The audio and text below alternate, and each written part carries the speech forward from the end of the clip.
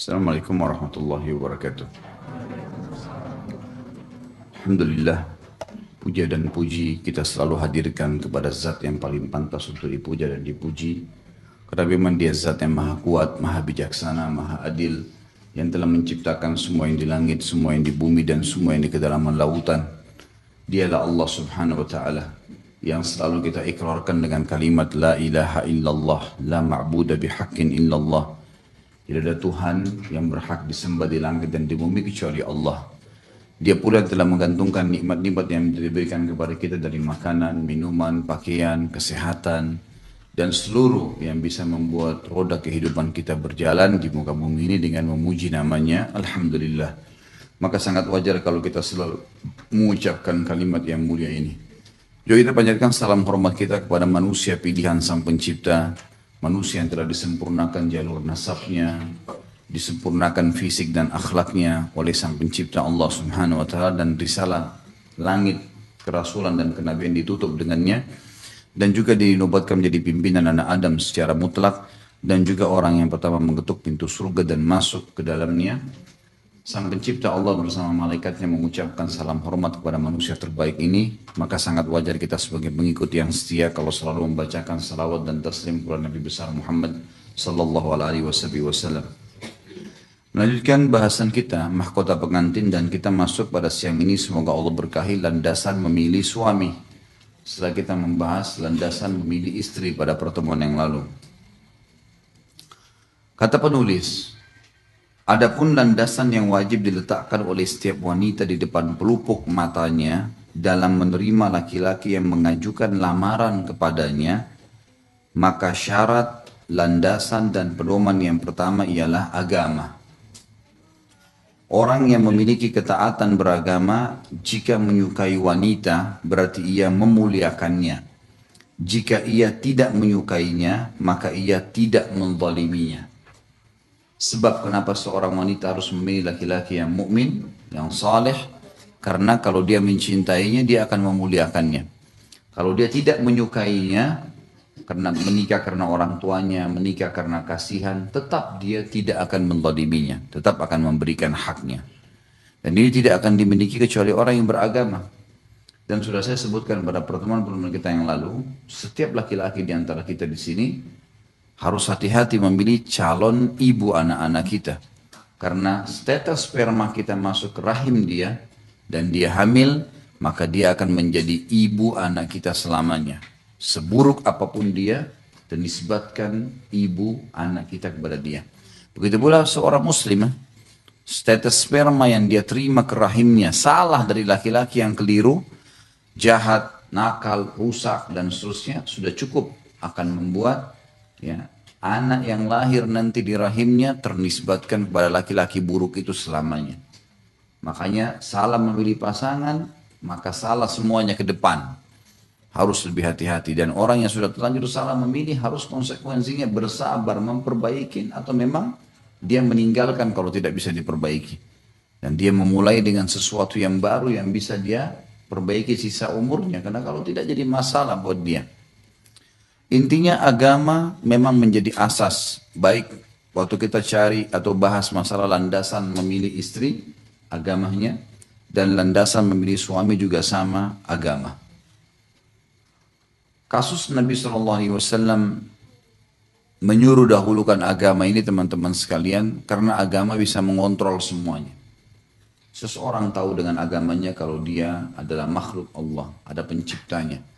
Siapapun tidak melihatnya, Allah melihatnya. Itu karena agama yang memandu dia. Dia tahu mana mencari pendapatan yang halal sehingga memberikan makan istri anaknya. Seorang istri di rumah tahu, kalau dia tahu dia beragama, dia tahu dia punya Tuhan yang mengawasi walaupun suaminya tidak ada. Semua ini amanah. Makanannya, minumannya harus halal, pakaiannya halal. Mereka saling menasihati dalam kebaikan, saling membangunkan sholat malam, saling mendukung untuk berbakti sama kedua orang tua, dan seterusnya.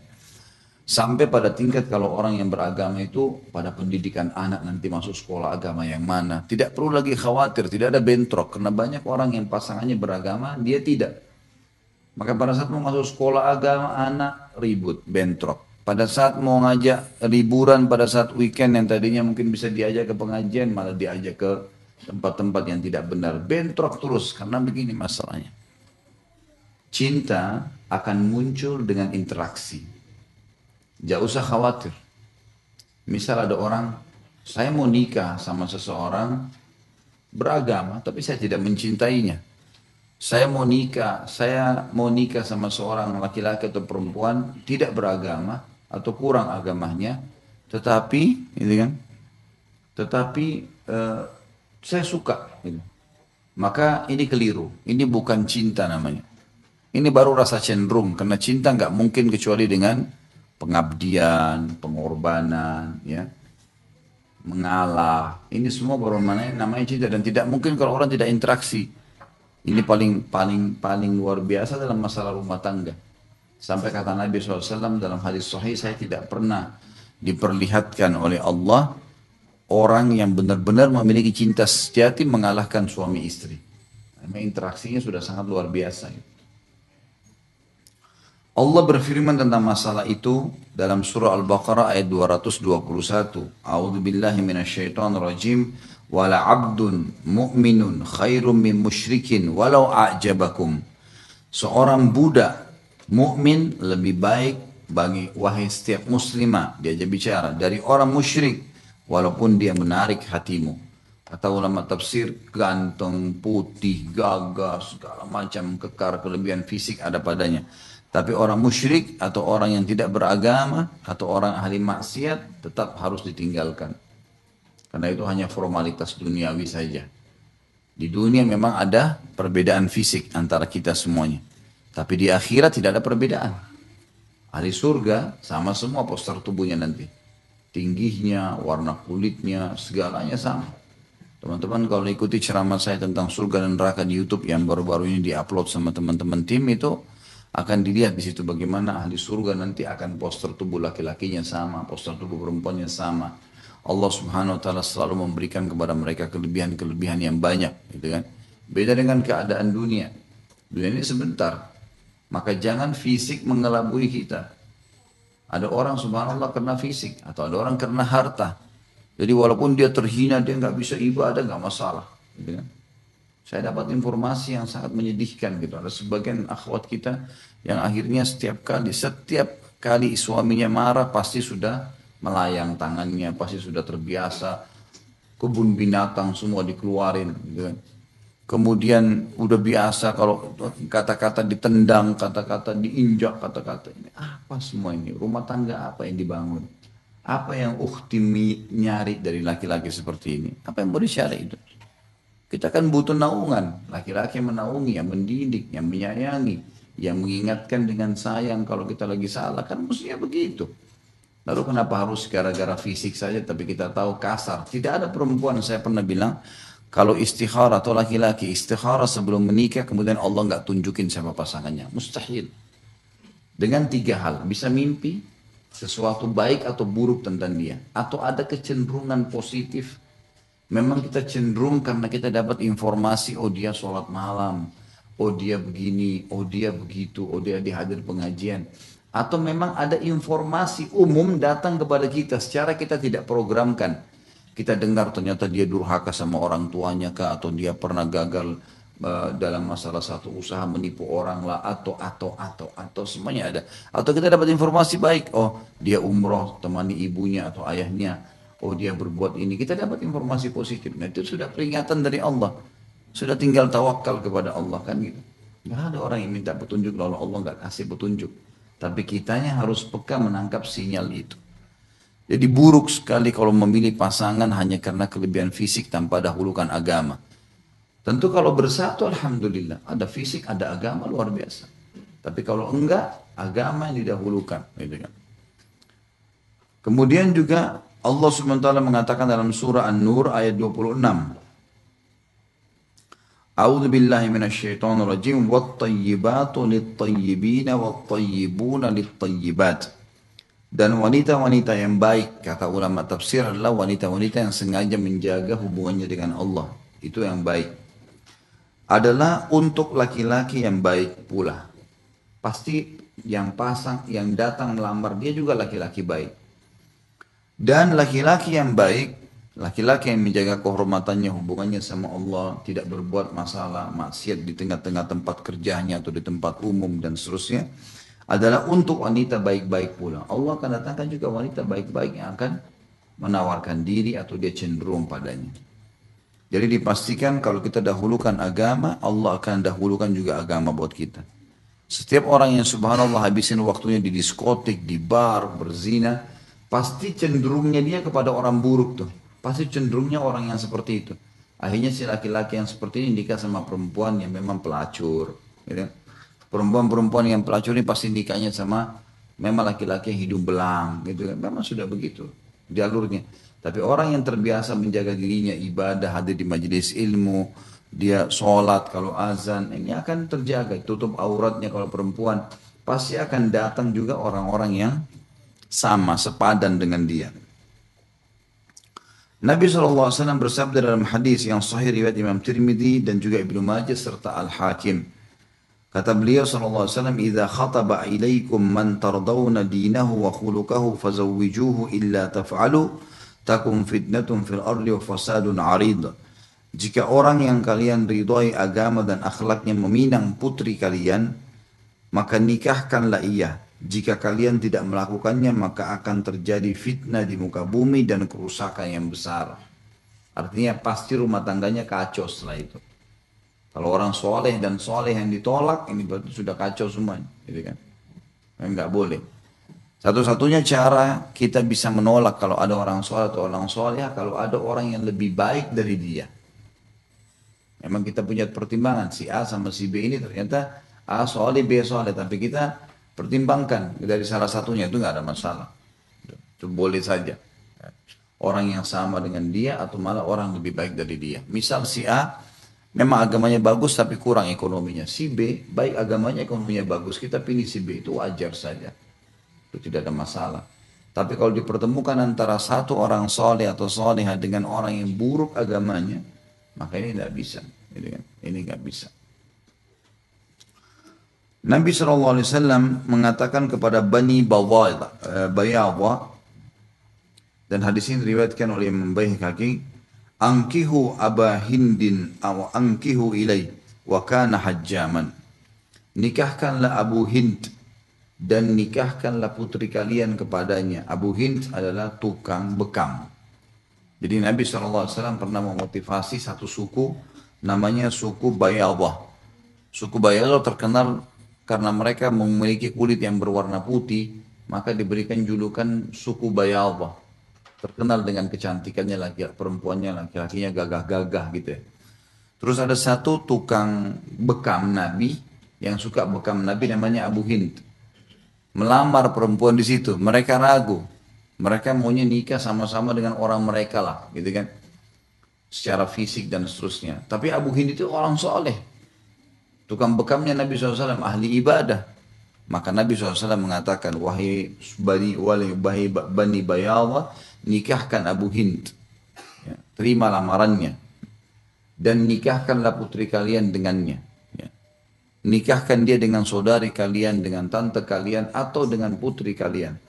Dan Abu Hind adalah tukang bekam. Maksudnya di sini pekerjaannya bekam. Ya. Orang-orang di bekam, ya mungkin sekarang sudah mulai dikenal, tapi zaman dulu memang itu adalah terapi pengobatan, ya terapi pengobatan. Jadi kurang lebih seperti dokter kalau zaman kita sekarang. Ya. Selanjutnya Ibnu Abi Hazim meriwayatkan dari ayahnya dari Sahal, dia berkata, dan riwayat ini diriwayatkan oleh Bukhari.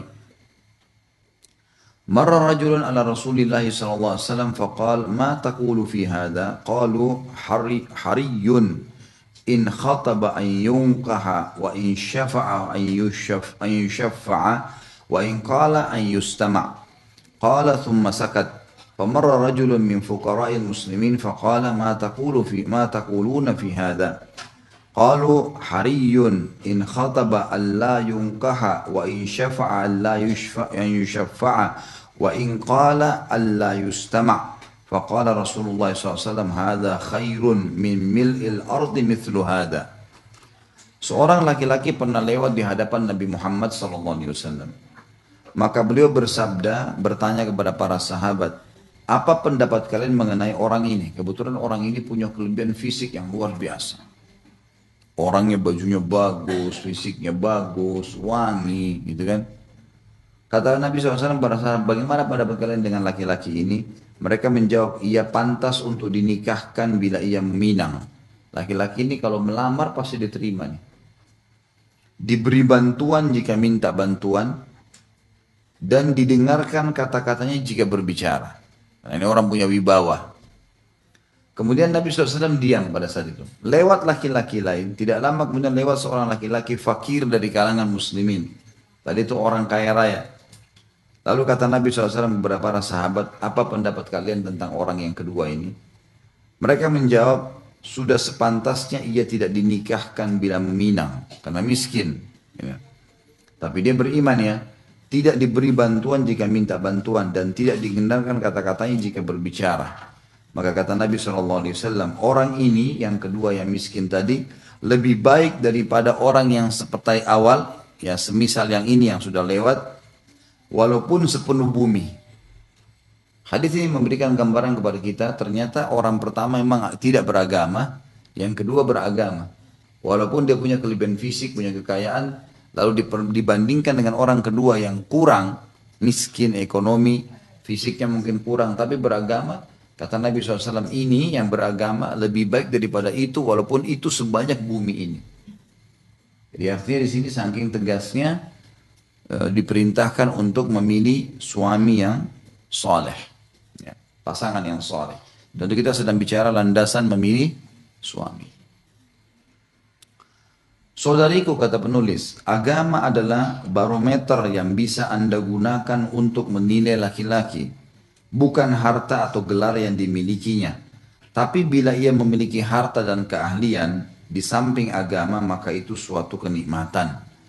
Orang yang memiliki ketaatan beragama tidak boleh selama-lamanya dikalahkan dengan orang yang membuat propaganda dalam hal memotong rambut atau mengadakan propaganda di dunia pakaian. Jadi artinya jangan terpengaruh dengan itu, karena orang yang beragama juga masih bisa dikemas. Pasangan kita yang soleh atau soleha, kita bisa kemas. Artinya bisa kita berikan kalau ada rezeki beli pakaian yang bagus, bisa juga menata rambutnya seperti orang kaya, bisa, gitu kan? Bukankah ada orang yang tadinya mungkin banyak orang kelihatannya kotor, kumuh justru karena masalah tidak merawat saja, gitu kan? Tapi ternyata setelah dia dikemas, dia dirawat, maka jadi bagus tuh, ya, nggak ada masalah. Ya. Demikian pula tidak boleh dikalahkan oleh orang yang hafal nyanyian, tapi hatinya tidak hafal satupun ayat dari kitab Allah atau satu hadis pun dari hadis-hadis Rasulullah SAW. Artinya banyak orang memilih penyanyi. Tapi dia tidak memilih orang yang hafal Al-Quran. Ini salah sekali. Fatal sekali salahnya. Mau diapain nyanyian itu? Kalau kena kita suka dengar, ibu-ibu mungkin akhwat suka dengar nyanyian suaranya. Kenapa kita nggak dengar, suka mendengar orang tartilkan Quran di telinga kita? Bisa dibayangkan kalau suami itu menyanyi atau suami itu membaca Al-Quran. Pastilah beda. Atau orang-orang yang berpenampilan ala wanita yang menyimpang jalannya sehingga ia tidak bisa membedakan antara pakaian atau rambut laki-laki dengan wanita. Ada orang juga begitu, perempuan. Karena ini orangnya lelucon, biasanya kan banci ini atau orang homo ini begitu. Supaya mudah dekat dengan masyarakat, dia buat lelucon. Ya. Biasa umumnya suka tertawa, ditertawakan. Nah, ada perempuan suka dengan itu. Biasanya karena dianggap, oh ini humoris nih, nanti di rumah tangga saya nggak tegang. Kata beliau, ini ngawur ini. Ini ngawur. Karena semua laki-laki, semua manusia punya potensi untuk tertawa, untuk tersenyum. Tapi pada tempatnya kan. Tapi kalau hanya karena leluconnya, ternyata dia punya penyakit homo, bahaya. Tidak bisa bedain antara laki-laki dan perempuan. Ya banyak gitu. Ada bahkan akhwat kita yang datang kepada, menyampaikan kepada saya di pengajian, Ustaz, saya ini cerai sama suami.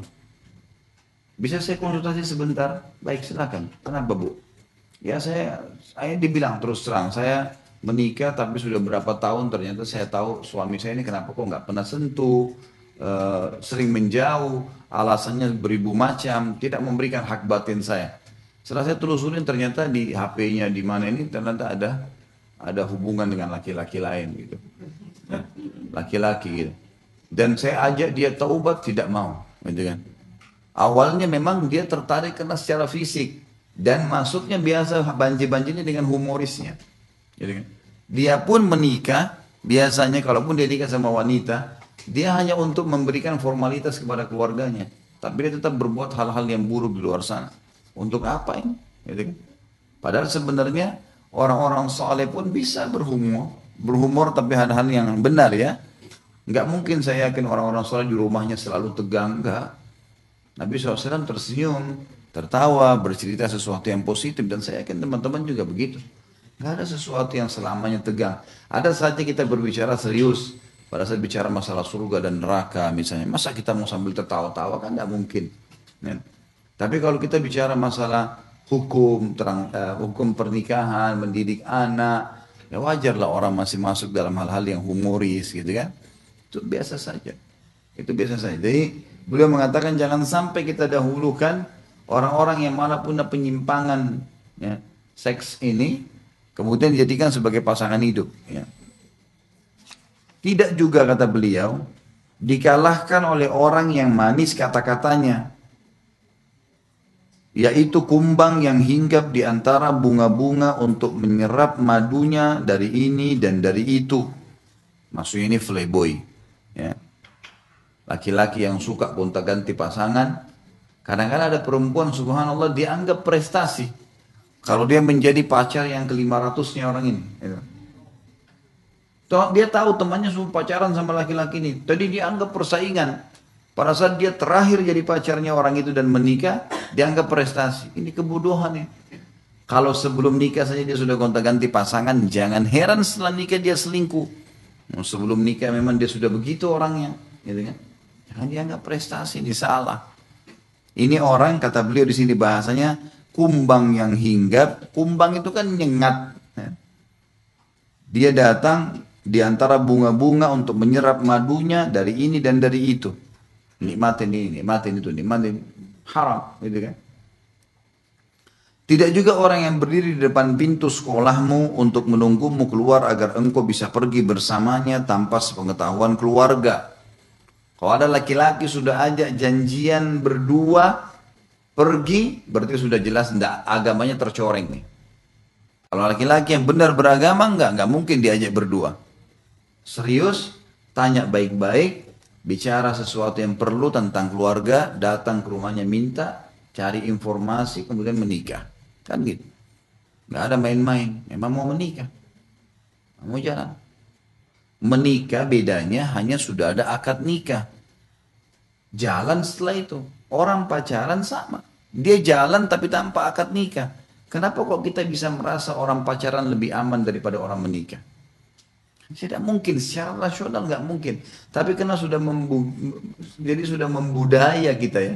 Di Indonesia ini kayak sudah melekat. Bahkan orang tuanya yang suruh anaknya untuk berhubungan gitu kan. Pacaran sebelum nikah sama dengan zina. Sama nggak ada bedanya. Apa bedanya? Orang pergi gelap-gelap ke bioskop berdua jalanan ini. Bagaimana bisa orang tua izinkan anak perempuannya begitu? Apa nggak ada lagi kecemburuan gitu? Bahkan kadang-kadang kalau pulang ibunya duduk temani makan. Tadi kamu bagaimana nak? Tadi kamu begini. Jadi kesannya, oh pacarmu nggak beginin kamu ya? Kok jadi aneh-aneh kayak ajaran yang aneh-aneh semua? Nggak mungkin haram dalam agama. Anaknya sampai berzina karena motivasi dari orang tuanya. Nggak mungkin ini kan itu. Nggak boleh. Ya. Saya pernah, semoga Allah kasih hidayah, silaturahim ke keluarga besar pada saat kumpul-kumpul. Banyak juga yang tidak ngerti agama, tidak semua keluarga saya juga ngerti agama. Tapi anaknya rupanya sudah mulai bujang laki-laki. Ayahnya dengan bangga bilang, oh ini pacarnya ini orang ini. Keluar malam minggu ini, tanya, oh sudah cium belum pacarmu? Loh, kok aneh ini? Kalau bagi saya asing, aneh sekali ya. Dia menyuruh anaknya, anak itu melakukan dengan tidak merasa bersalah. Karena tameng pertama anak kan orang tua. Orang tua larang, biar bagaimana dia takut sama orang tuanya. Nah, bertahun-tahun hidup sama-sama kan gitu. Kenapa kok malah tidak dilarikan kepada hal yang positif? Seperti saya pernah bilang, kita malu kalau anak kita masang tenda di rumah karena menikah, tapi bangga dengan gonta-ganti pacar. Ini keliru sekali. Intinya pacaran sebelum nikah haram dan itu adalah zina. Sama saja. Ujungnya zina. Syaitan akan goda standar, kau akan nikah dengan dia. Jadi kalau ada akhwat sekalian, ada orang yang sengaja nunggu di depan sekolahmu, kata beliau, menjemputmu dan sengaja membawamu tanpa izin keluarga, berarti ini sudah tidak layak untuk dijadikan suami. Sampai begitu. Tidak juga orang yang merasakan ciuman darimu sebelum engkau halal untuknya. Tidak pula orang yang membuat kata-kata manis saat berbicara kepadamu lewat telepon. Orang mukmin to the point. Saya ada minat dengan kamu, tapi saya ingin cari tahu tentang keluarga, tentang kebiasaan. Bisa saya diinformasikan? Emang informasi penting. Masalah bercanda, masalah ketawa-ketawa, masalah bercumbuan, masalah akad nikah itu. Silakan setelah akad nikah pacaran sampai capek, gitu kan. Mau keluar begadang, pergi keluar kota, keluar negeri, tinggal di hotel, nggak ada yang ngomong. Ada yang tanya ini buku akad nikah saya. Aman. Hamil pun perempuan tidak malu ya. Ada ibu-ibu hamil karena suaminya ditanya, ibu hamil ya? Iya, alhamdulillah. Tapi kalau hamil di luar nikah, malu ditutup perutnya sama dia. Gitu. Kata beliau, hati-hatilah saudariku terhadap serigala-serigala pemangsa. Ya. Ketahuilah bahwa tidak akan lurus suatu rumah di mana pemuda mengambil apa yang dihendakinya dari gadisnya sebelum membina rumah tangga dengannya. Kalau ada laki-laki sudah mau mencicipi tubuh salah seorang muslimah sebelum nikah, ini sudah nggak benar. Rumah tangga apa yang mau diharapkan nanti? Sementara dia tahu itu nggak boleh. Sebab pemuda itu akan berada di antara dua dilema. Meragukan gadis itu, jangan-jangan ia bersama laki-laki lain sebagaimana ia bersama dengannya sebelum membina rumah tangga, atau menundukkannya dengan menyerahkan dirinya kepadanya sebelum dihalalkan untuknya.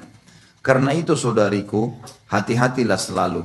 Pilihlah laki-laki taat beragama yang ingin menuntunmu kepada Rabbmu dan menuju surgamu. Hampir semua muslimah subhanallah setelah berjalan waktu ya, apalagi kalau sedikit saja ikut pengajian atau dengar pengajian, pasti angan-angannya pengen dibangun sholat malam berjamaah sama suami, pengen jalan kemana ya, pengen hidup pengajian, pengen pandu baca Al-Quran. Angan-angannya perempuan banyak dan muslim juga begitu laki-laki. Angan-angannya itu pasti ingin istrinya ini baca Al-Quran di depannya atau bangunin dia sholat malam. Angan-angan itu ada pasti. Pasti ada angan. Orang-orang muslim masih normal pasti dia akan berangan-angan begitu. Tapi bagaimana kita bisa dapatkan angan-angan itu kalau dari awal kita salah pilih orang. Emang dia juga tidak tahu harus bagaimana gitu. Jika ia termasuk penghafal kitabullah, kalau ada para penghafal Al-Quran, maka ia lebih didahulukan daripada selainnya.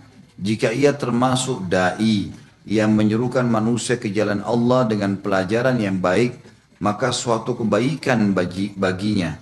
Agama adalah asas di mana kehidupan rumah tangga dibangun. Ya. Tentu maksud beliau adalah, kalau ada penghafal Al-Quran, dahulukan. Dan banyak menghafal Al-Quran. Masalahnya dia mau nggak nikah dengan penghafal Al-Quran. Kadang-kadang tidak terfikir. Padahal banyak mukmin, gitu kan? Banyak mukmin. Carilah calon suami yang kalau azan ke masjid, di dekat rumah banyak masjid tuh. Yang selalu di saf pertama gitu kan. Banyak anak-anak muda Masya Allah yang saleh. Ya. Maka itu yang dijadikan sebagai pasangan hidup. Dan saya sudah jelaskan pada kita pada saat menjelaskan landasan mencari, landasan memilih calon istri. Sama dengan saya jelaskan sekarang, bukan aib menawarkan diri tapi positif ya.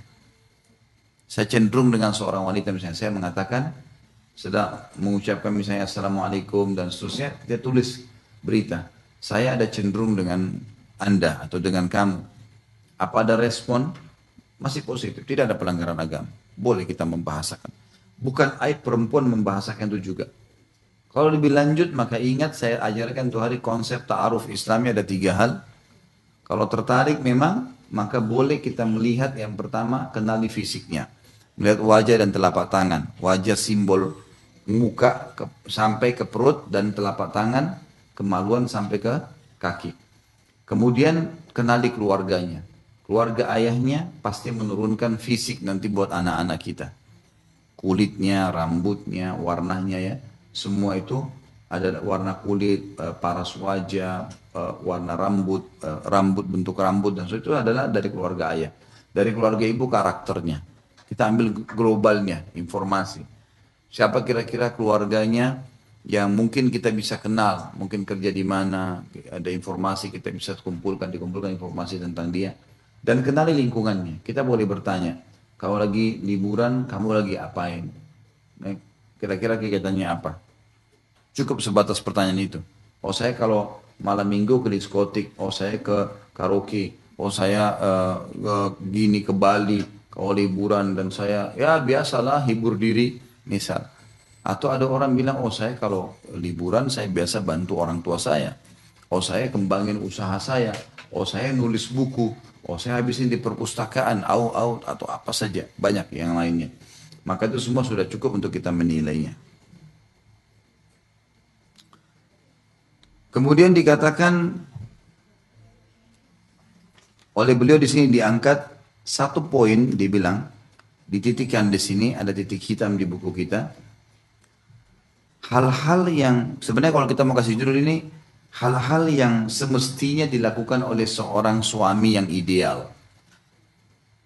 Yang pertama menurut penulis di sini, ia sanggup membiayai pernikahan.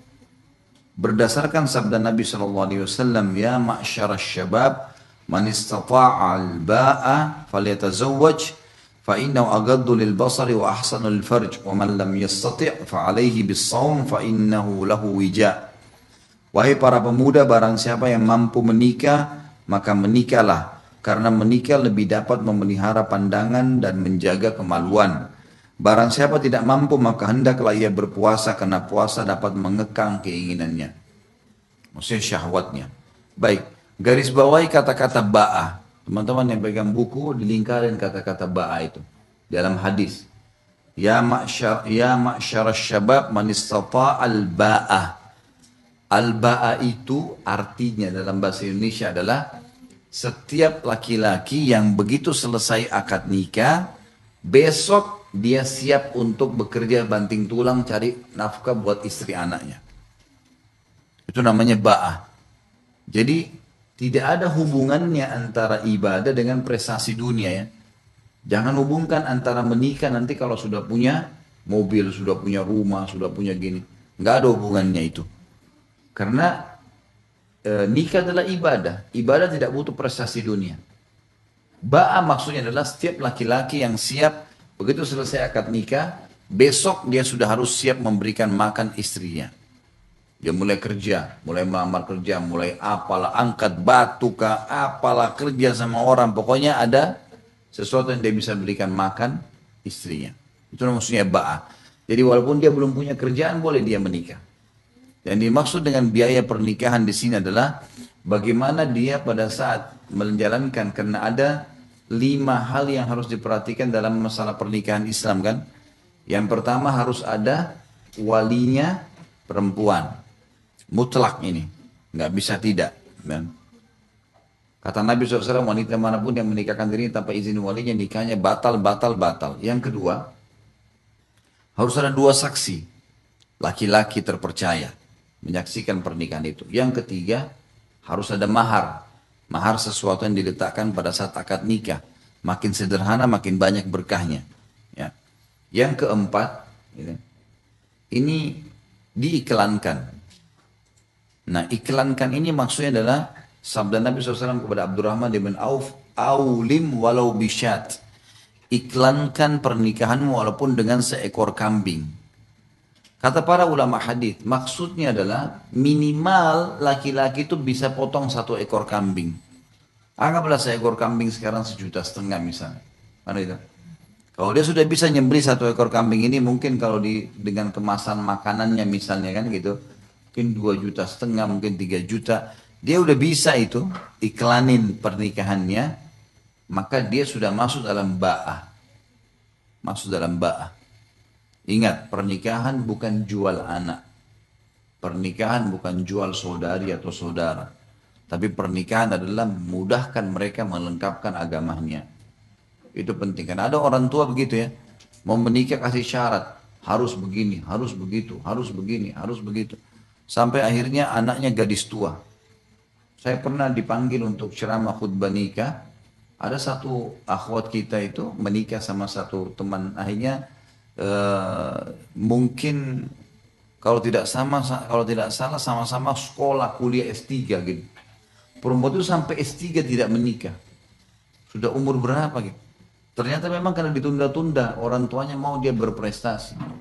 Sampai akhirnya sudah sangat tua baru menikah. Ini kesian. Angan-angan dia untuk punya anak, angan-angan dia untuk bisa bermanja sama suami. Karena perempuan normal, makin berumur, makin berkurang. Beda dengan kalau anak-anak yang lebih muda, yang mungkin lebih suka bermanja dengan suami, sudah hilang semua. Yang semestinya dia bisa laluin gitu kan. Itu makna ba'a bagi laki-laki. Makna ba'a bagi perempuan. Tadi ada juga jangan ada. Jadi pernikahan itu dalam Islam harusnya ada wali perempuan, ada dua saksi, kemudian ada mahar, kemudian ada diiklankan walaupun dengan seekor kambing ya. Jadi ini minimal dia bisa lakukan. Kemudian yang kelima adalah tidak boleh ada kemaksiatan dalam pernikahan itu sebelum atau sementara pernikahan. Misal kayak tadi saya bilang jangan pacaran sebelum nikah gitu kan. Kemudian juga di acaranya usahakan acara pernikahannya syar'i. Acara pernikahannya syar'i. Jangan ada pelanggaran-pelanggaran. Saya pernah jelaskan itu seperti misalnya banyak orang angkat nikah kemudian panggil penyanyi-penyanyi perempuan telanjang, terbuka auratnya, orang pada lihat. Dia panen dosa ngapain? Untuk apa? Gitu kan? Untuk apa? Kenapa begini ya? Kadang-kadang ada hal mungkin yang kita anggap tabu. Tapi saya coba dobrak wacananya Bapak Ibu. Ya. Kadang-kadang kita anggap tabu. Kenapa kita mau nganggap tabu? Kalau lagi ada walimah, daripada penyanyi yang dibayar, anak yatim yang didatangkan. Penghafal Al-Quran dari ma'had mana, ini loh penghafal Al-Quran. Harapannya supaya orang yang hadir di acara pernikahan itu tahu, berharap anak-anak mereka bisa hafal Quran seperti ini. Suruh baca Al-Quran. Kenapa kita tabu dengan itu? Kenapa kita nggak tabu dengan perempuan penyanyi dangdut yang pahanya kelihatan, yang maksiat berjam-jam. Biayanya juga besar. Kenapa kita tabu dengan ini? Kenapa kita tabu kalau lagi liburan malam minggu atau hari Ahad? Kenapa kita tabu ngajak anak kita ke panti asuhan supaya dia belajar bagi-bagiin sosial kepada anak yatim, gitu kan? Dan kita tidak tabu membuang uang 2-3 juta di mall, habisin dia dengar musik, main-mainan yang ngeng gitu. Buang-buang uang saja gak ada gunanya gitu kan. Kenapa kita tidak coba dobrak nih wacana kita? Kenapa selalu kesannya yang berhubungan dengan agama ini kayak kolot, kayak tabu, kayak nggak masuk di akal gitu. Kalaupun harus didatangkan ya, itu kan sesuatu yang bisa saya. Tapi kalau tidak pun, maka minimal jangan ada kemaksiatan. Nah. Ba'a, kita masuk sekarang ke ba'a bagi perempuan. Makna ba'a bagi perempuan adalah wanita yang siap untuk digauli oleh istri, oleh suaminya, hamil jadi ibu. Gitu loh. Jadi nanti dia siap nih, digauli sama suaminya, dia layani suaminya di rumah tangga, dan hamil urus anak. Itu namanya ba'a. Sudah cukup. Nah, kata ulama, kalau ada laki-laki umurnya 17 tahun sudah ba'a. Dewasa, siap bekerja, mau menikah, nikahkan. Kalau ada laki-laki 30 tahun tidak ba'a, jangan nikahkan. Ada laki-laki 30 tahun tapi nggak bisa. Emang dianya tidak ada kawam, tidak ada sesuatu sifat kelaki-lakian. Ya mungkin karena banyak unsur masalah ya. Mungkin dari faktor sekolah, mungkin dari faktor pergaulan, mungkin dari faktor ini. Tidak ada ba'ah. Tidak ada kesiapan untuk bekerja.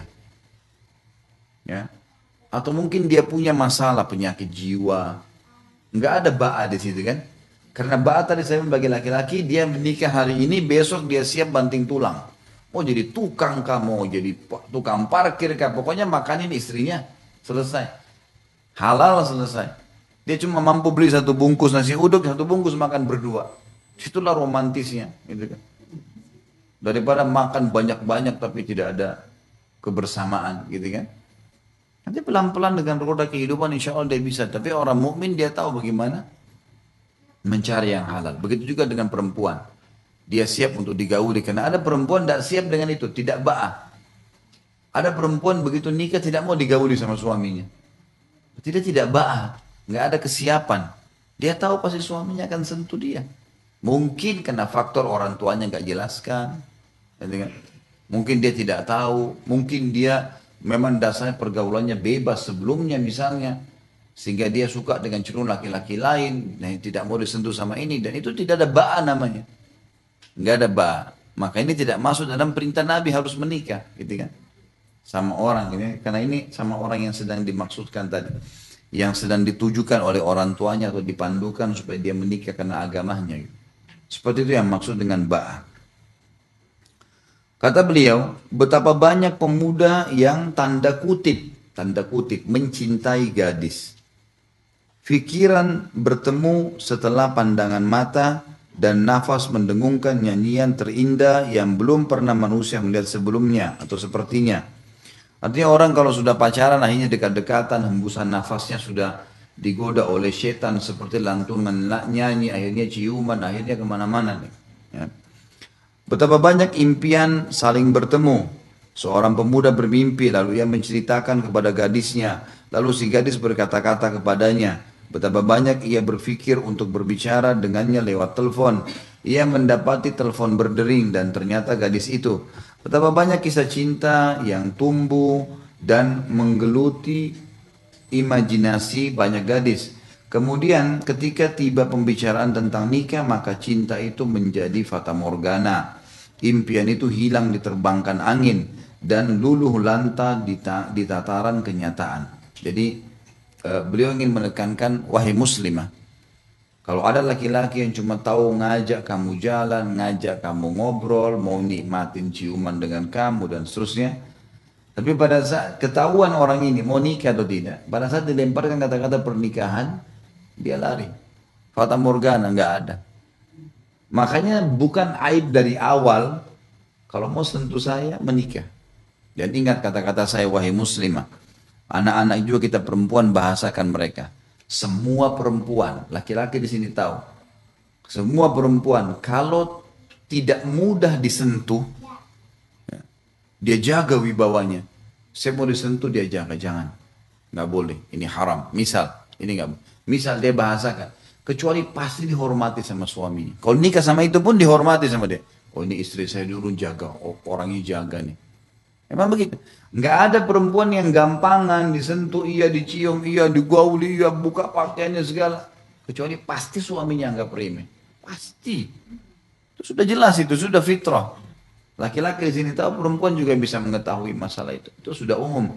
Allah Subhanahu wa taala tidak mungkin mengharamkan atau melarang sesuatu kecuali pasti baik buat kita. Kata beliau, mana semua impian-impian itu? Kalau laki-laki dasarnya memang cuma tahu menikmatin si gadis itu saja. Di samping itu, sebagai akibatnya ia membawa kisah-kisah kehinaan dan hilang iffah. Iffah itu kemuliaan jiwa. Adab dan rasa malu. Setelah itu ia tidak akan kembali lagi seperti semula. Jadi kalau seandainya sudah diajak menikah, maka orang-orang yang hidung belang ini pasti mencari 1001 alasan supaya tidak jadi pernikahan itu. Alasan saja, nanti lagi ini lagi itulah orang tua saya masih mau sekolah, saya masih mau S3, saya masih 1001 alasan. Lari dari kenyataan yang harus dia langkahi, yang dia harus jalani, gitu kan. Nah ini semua adalah fakta orang-orang yang tidak akan bertanggung jawab. Lalu untuk apa? Ruginya kita sudah disentuh, kenapa gitu? Ya. Ciri-ciri bidadari surga adalah mereka tidak pernah tersentuh oleh manusia dan juga jin. Kemuliaan Maryam alaihissalam dimuliakan sama Allah sampai hamil Nabi tanpa suami sebagai tanda bukti karena wanita suci. Dikatakan sifat Maryam tidak pernah ngobrol sama laki-laki kecuali mahramnya. Tidak pernah ngobrol satu kali pun seumur hidup. Pertama kali Maryam bicara sama laki-laki yang bukan mahram itu pun rame-rame waktu sudah gendong Isa alaihissalam. Baru kaumnya tanya, hai Maryam, dari mana nih? Mereka tahu Maryam nggak pernah bicara sama laki-laki. Ayahmu bukan laki-laki yang hidung belang, ibumu bukan pelacur. Kok bisa? Maryam juga nggak ngomong. Dalam Al-Quran, Maryam cuma tunjuk bayinya.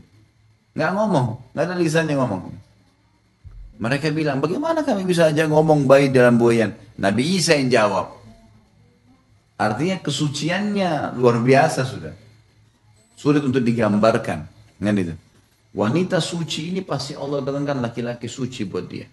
Pasti. Saya nggak tahu saya pernah cerita atau enggak kisah wanita bercadar di Bogor. Sudah ya? Main belum aja. Udah tahu langganan pasti belum. Ada teman saya, teman ayah saya, beliau cerita satu kampung. Jadi beliau kemudian tinggal di wilayah Bogor, satu wilayah Bogor. Saya nggak usah sebutin nama tempat kecamatannya lebih tepat. Yang jelas di situ rupanya tempat beliau apa namanya sering datang gitu, kenal baik sama imam masjidnya. Dia bilang ini teman ayah saya masih hidup sekarang, subhanallah masih sehat dan alhamdulillah, semoga Allah jaga. Terus dia cerita sama saya, dia bilang ada satu pengusaha dari Perancis, orang ini kaya raya, soleh, datang ke Jakarta. Terus ketemu saya, kata teman ayah saya ini. Terus dia bilang, akhi, saya pengen lihat perkampungan Indonesia. Ingin tahu perkampungan Indonesia ini. Ya baiklah, tiba-tiba teman ayah saya bilang, saya bawa ke kampung itu deh. Ke tempat saya nih. Pergilah ini, tidak jauh dari Jakarta, mudah terjangkau. Pergilah ke sana. Masuk di masjid, dia lihat masjidnya sederhana, dia bantu. Ini saya mau bantu ketemu imamnya. Subhanallah, habis sholat duhur lagi ngobrol-ngobrol masalah bantuan masjid, lewat satu akhwat pakai cadar. Ini akhwat ini rupanya sudah kurang lebih 6 bulan pakai cadar di kampung itu. Dan setiap hari diolok-olok oleh anak-anak muda di situ. Ini siapa yang mau nikah ini perempuan nih pakai cadar, apa tuh cadar, apa tuh caci maki. Karena nggak ada di sana semua perempuan nggak pakai cadar, nggak pakai jilbab malah. Aneh nih perempuan nih. Tetap aja dia istiqomah. Mau diolok-olok sampai yang berita tersebar sekali di kampung itu adalah perempuan ini nggak bakal ada yang mau nikahi. Begitu beritanya. Lewat perempuan itu subhanallah tidak diatur hikmah Allah lewat dari dekat masjid. Si pedagang pengusaha Perancis ini bilang siapa itu? Kata imam masjid itu perempuan terbaik di kampung ini. Nggak ada perempuan kayak dia. Nggak bergaul sama laki-laki orang tapi dicaci maki sama anak muda di sini. Kata si pengusaha sudah nikah. Dia bilang belum. Lamarin buat saya. Lamar, menikah, iya, dilamar menikah, dibawa ke Perancis, gitu. Subhanallah, teman ayah saya bilang Allah datangkan jodohnya dari Perancis, di kampung di pedalaman Bogor. Orang suci Allah datangkan orang suci, nggak perlu khawatir, gitu kan. Tapi orang buruk jadi buruk juga, gitu kan. Ini contoh perempuan, contoh laki-laki juga banyak, gitu kan. Kalau antum di sini jaga istiqamah, orang mau bilang kamu alim, ya itu orang alim itu diolok-olok biarin aja. Karena nanti itu juga akan Allah utus wanita yang seperti kita. Nanti akan datang tuh wanita yang memang jaga seperti kita juga. Jadi nggak heran. Jadi seperti itu pemahamannya. Kemudian ada pun perkataan Nabi SAW kepada Fatimah binti Qais. Ya. Amma Muawiyatu fasu'lukun la malalah. Adapun Muawiyah maka ia fakir tidak memiliki harta. Jika ada dua orang yang memiliki agama dan wara itu kesucian hubungan dengan Allah, datang kepada seorang wanita, maka yang memiliki harta lebih didahulukan atas yang lainnya. Namun orang yang memiliki agama tidak boleh ditolak karena sedikit hartanya. Jadi maksudnya adalah Fatimah binti Qais ini pernah mau menikah, sahabiat. Minta Nabi SAW pilihkan. Ada lamaran dari seorang sahabat namanya Muawiyah. Gitu kan. Lalu kata Nabi SAW, karena dia Muawiyah saleh. Ada sahabat yang lain juga saleh. Tapi bertemu antara solehnya ini dengan tidak ada harta, solehnya ini dengan ada harta. Sama-sama kesolehannya. Maka Nabi SAW bilang, kalau Muawiyah, memang dia soleh, tapi nggak ada harta. Maksudnya Nabi, kamu bisa pilih yang satunya, nggak masalah. Itu yang beliau maksudkan sini, jika ada dua orang yang memiliki agama dan wara, datang kepada seorang wanita, maka salah satunya memiliki harta, dahulukan yang pilih harta. Nggak ada, karena memang dia butuh untuk biaya hidupnya. Gitu kan? Tapi di sini adalah masalah kesolehan. Lalu beliau bilang, orang yang memiliki agama tidak boleh ditolak karena sedikit hartanya. Jangan sampai nanti karena ada orang sedikit harta beragama, ketemu dengan orang kaya tidak beragama lalu kita dahulukan yang kaya tidak beragama. Bukan ini baru didahulukan ini. Tapi ketemu antara soleh sama soleh. Tapi ini lebih kaya boleh dipilih, nggak ada masalah. Karena tolok ukurnya kesolehannya sudah ada. Maka kekayaan nilai plusnya, gitu kan. Yang kedua, dianjurkan juga agar suami itu belas kasih kepada istri. Berdasarkan sabda Nabi SAW, Amma Abu Jahmin, fala yadhaw asahu an atiqihi. Jadi laki-laki yang pelindung. Orang yang beragama itu melindungi. Ya. Ini tentu kita bisa, akhwat kita bisa mencari tahu tentang ibunya, tentang tantenya, meminta nomor teleponnya, mendatangi mereka, berbicara, nanya gitu kan, sepupunya, tentang kondisi laki-laki ini seperti apa. Pasti umumnya orang tahu lah. Orang itu kalau penaung, pelindung, memang baik, orang tahu ini baik nih. Orang tahu oh, ini buruk nih. Orang bisa secara umum bisa nilai kok, gitu kan. Maka Nabi SAW di sini memasukkan kriteria wanita laki-laki yang kedua adalah tadi masalah agama, kemudian yang kedua dia sanggup membiayai pernikahan, kemudian yang ketiga kita masukkan yang pertama tadi agamanya ya. Yang ketiga dianjurkan agar suami berbelas kasih orang yang baik ya, pada istrinya. Sebagaimana sabda Nabi SAW, kalau Abu Jaham maka ia tidak menaruh tongkatnya dari pundaknya. Menurut mereka yakni banyak memukul wanita. Jadi Fatimah binti Qais tadi ada Muawiyah yang lamar soleh tapi miskin. Ada Abu Jaham kaya tapi suka mukul. Gitu. Ada juga sahabat yang lain tapi di sini tidak disebutkan namanya yang soleh. Lalu Nabi SAW suruh nikah sama itu. Kalau tidak salah di sini adalah Zaid bin Harithah. Nikahlah sama Zaid karena Zaid adalah orang yang saleh. Tapi dia memiliki harta sedikit dibandingkan dengan Muawiyah pada saat itu belum punya apa-apa. Selanjutnya yang keempat adalah dianjurkan agar suami itu enak dipandang dan bagus penampilannya sehingga istri senang melihatnya dan tidak membencinya. Jadi laki-laki juga harus menjaga pakaiannya, rambutnya, penampilannya, bau badannya. Jadi ini peka, hati-hati teman-teman yang sudah berumah tangga, saya bahasakan sama istri saya, hati-hati. Jangan pernah ada sesuatu yang tidak nyaman dari bau, terutama bau mulut kah, bau badan kah, bau pakaian kah, bau tempat tidur kah, bau masakan yang tidak enak kah, ini semua tidak boleh, ini bau yang tidak enak hilangkan. Karena jiwa manusia suka yang wangi, gitu kan, wajar. Pakaian yang bersih, ranjang yang bersih, mulut yang wangi, itu semua adalah hal yang mendasar. Jangan pernah memulai hubungan biologis kalau suami istri sementara ada sesuatu yang tidak nyaman. Teman-teman laki-laki pulang kantor, walaupun lagi mungkin kepengen mendekati istrinya, pamit sebentar ya maaf, masuk kamar mandi sebentar, 5-10 menit mandi, segar keluar silahkan. Gitu kan. Begitu pula dengan perempuan, mungkin lagi pengen dekat sama istri, suaminya, tapi mungkin dia baru habis masak, baru habis ini. Gak ada salahnya cuci tangan sebentar, pakai sedikit minyak wangi, baru duduk. Kenapa tidak? Karena itu syaitan bisa tunggangi ya. Sedikit bau tidak nyaman sudah membuat pasangan kita traumatis dan bahayanya bau tidak sedap ini syaitan akan tunggangi jadi traumatis. Jadi sekali kita cium bau mulut tidak enak dari pasangan kita, syaitan akan tunggangi, ini mulutnya bau lagi enggak sih? Akan seperti itu. Ditunggangi sama syaitan. Sekali kita mencium bau ketiak yang gak enak, maka nanti pasangan kita akan, ini bau gak ya? Gitu. Akan seperti itu. Maka ditunggangin, makanya kita harus hindarin.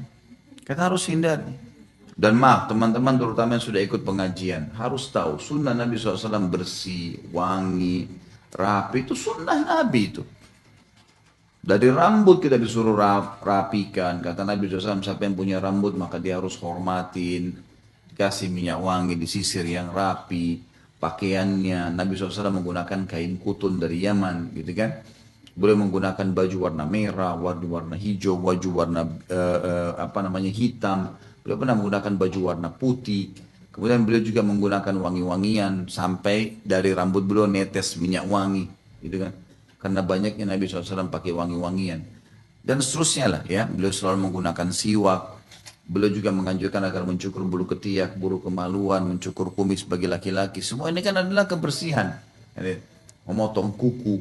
Ini semua perintah dalam agama. Jadi kita disuruh bersih. Kita tahu tidak boleh ada najis. Tetes kencing saja, udah cukup, tidak boleh sah ibadahnya. Berarti kita disuruh bersih memang. Kan gitu, bersih. Salah satu penyebab azab kubur, tidak sucikan diri pada saat cebok. Jadi ini haram, ya. Dihubungkan dengan dosa, hukuman, dan berarti lawannya kita harus bersih. Seperti itulah.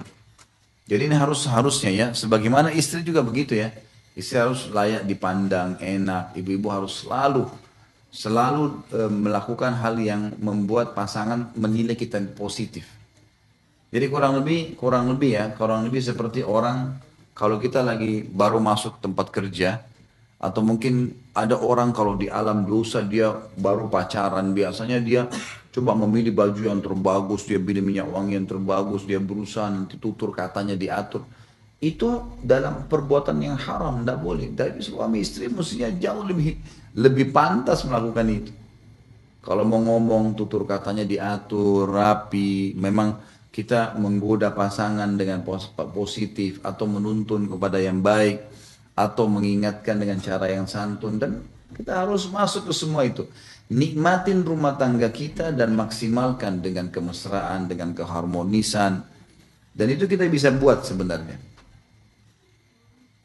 Kemudian yang selanjutnya adalah ia seorang pemuda, ia lebih didahulukan daripada lelaki tua yang lemah agar tercapai kesamaan pikiran dan perasaan. Namun tidak mengapa lelaki tua menikah dengan wanita yang jauh lebih muda daripadanya. Bisa jadi laki-laki tua jauh lagi lemah lebih baik daripada 100 pemuda.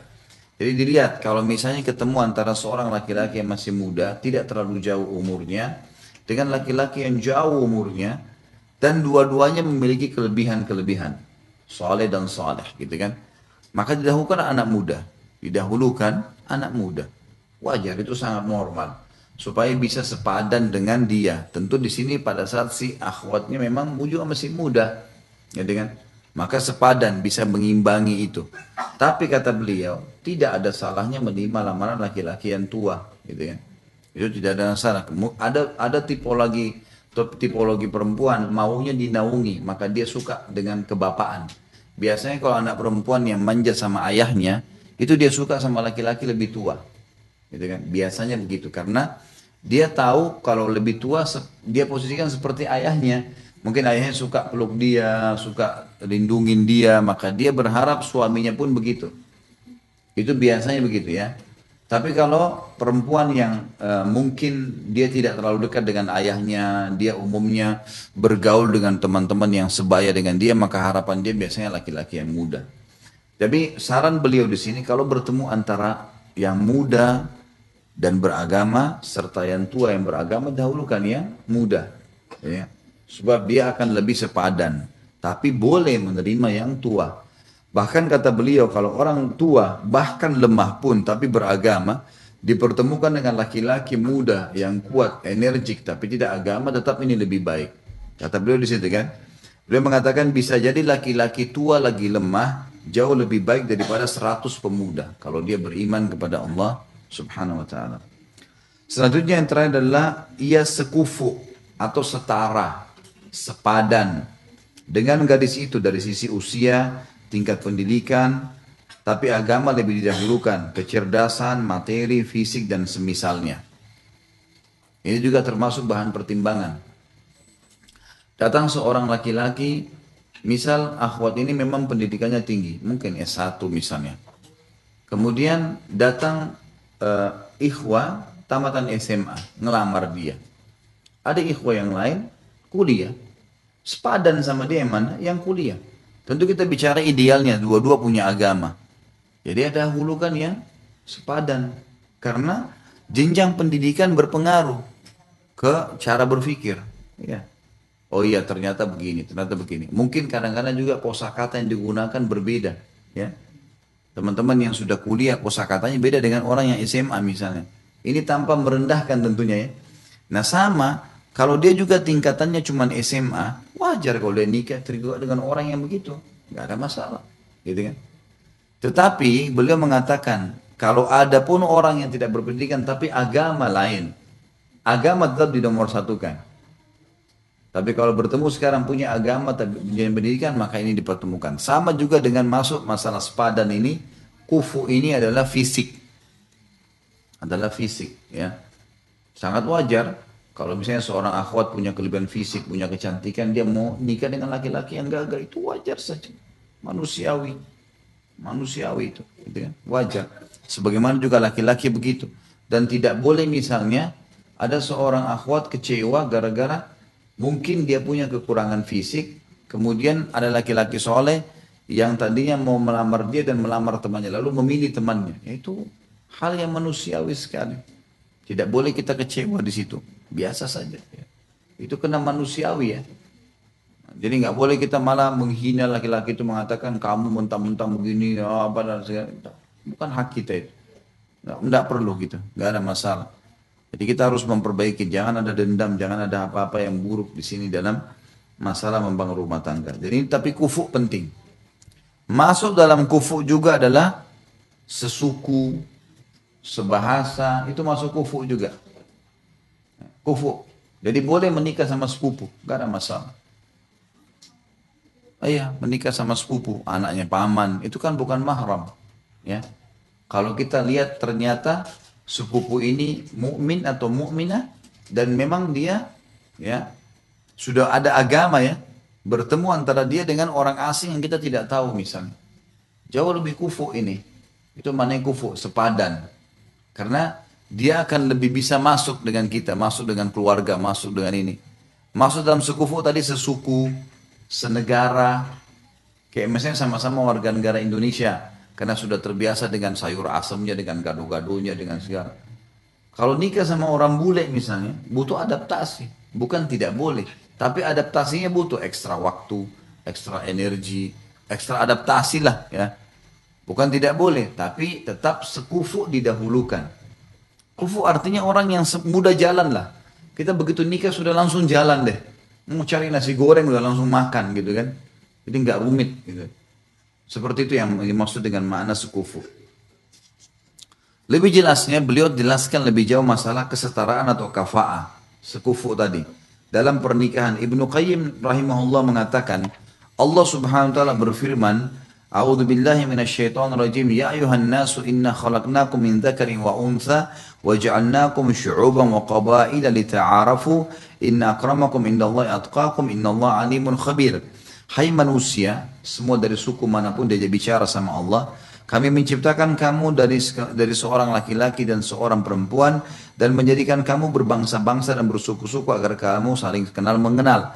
Sesungguhnya orang yang paling mulia di sisi kamu, di antara kamu di sisi Allah adalah orang-orang yang paling takwa di antara kamu. Sesungguhnya Allah Maha mengetahui lagi Maha mengenal. Maksudnya adalah di sini ada suku-suku bangsa-bangsa. Kita boleh menikah dengan suku-suku dan bangsa-bangsa kita atau menikah dengan yang lainnya juga tidak ada masalah. Ya. Kemudian juga masuk dalam makna sekufu, bisa keluarga, bisa suku, bisa senegara, sebahasa, bisa juga seagama. Lebih luas lagi masuk dalam kufu, gitu kan? Karena beliau mengatakan di sini surah Al-Hujurat ayat 10 yang artinya yang bunyinya innamal mu'minuna ikhwah. Sesungguhnya semua orang beriman itu bersaudara. Dan juga dalam At-Taubah ayat 71 wal mu'minuna wal mu'minatu ba'duhum awliya'u ba'd. Dan orang-orang yang beriman lelaki dan perempuan sebagian mereka adalah menjadi penolong bagi sebagian yang lainnya.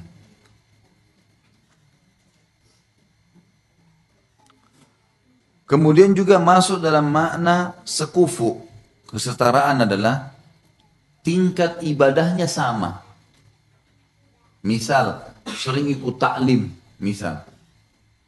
Kalau laki-laki yang hiper taklim, suka taklim di mana-mana, maka yang tepat dia nikah sama perempuan yang begitu. Itu kufu namanya. Dia jangan menikah dengan perempuan walaupun soleha, tapi malas ke taklim. Makna kufu bisa.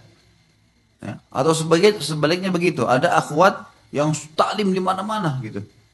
Ada sampai seorang ummahat pernah beritakan ke saya, Ustaz tolong anak perempuan saya ini dicarikan jodoh. Baiklah, saya coba biodatanya Bu ya. Kemudian saya kirimin ke teman-teman tim, ada tim Mawaddah yang pernah kami bentuk itu. Ada teman-teman ikhwah di situ, suami istri yang urus memang.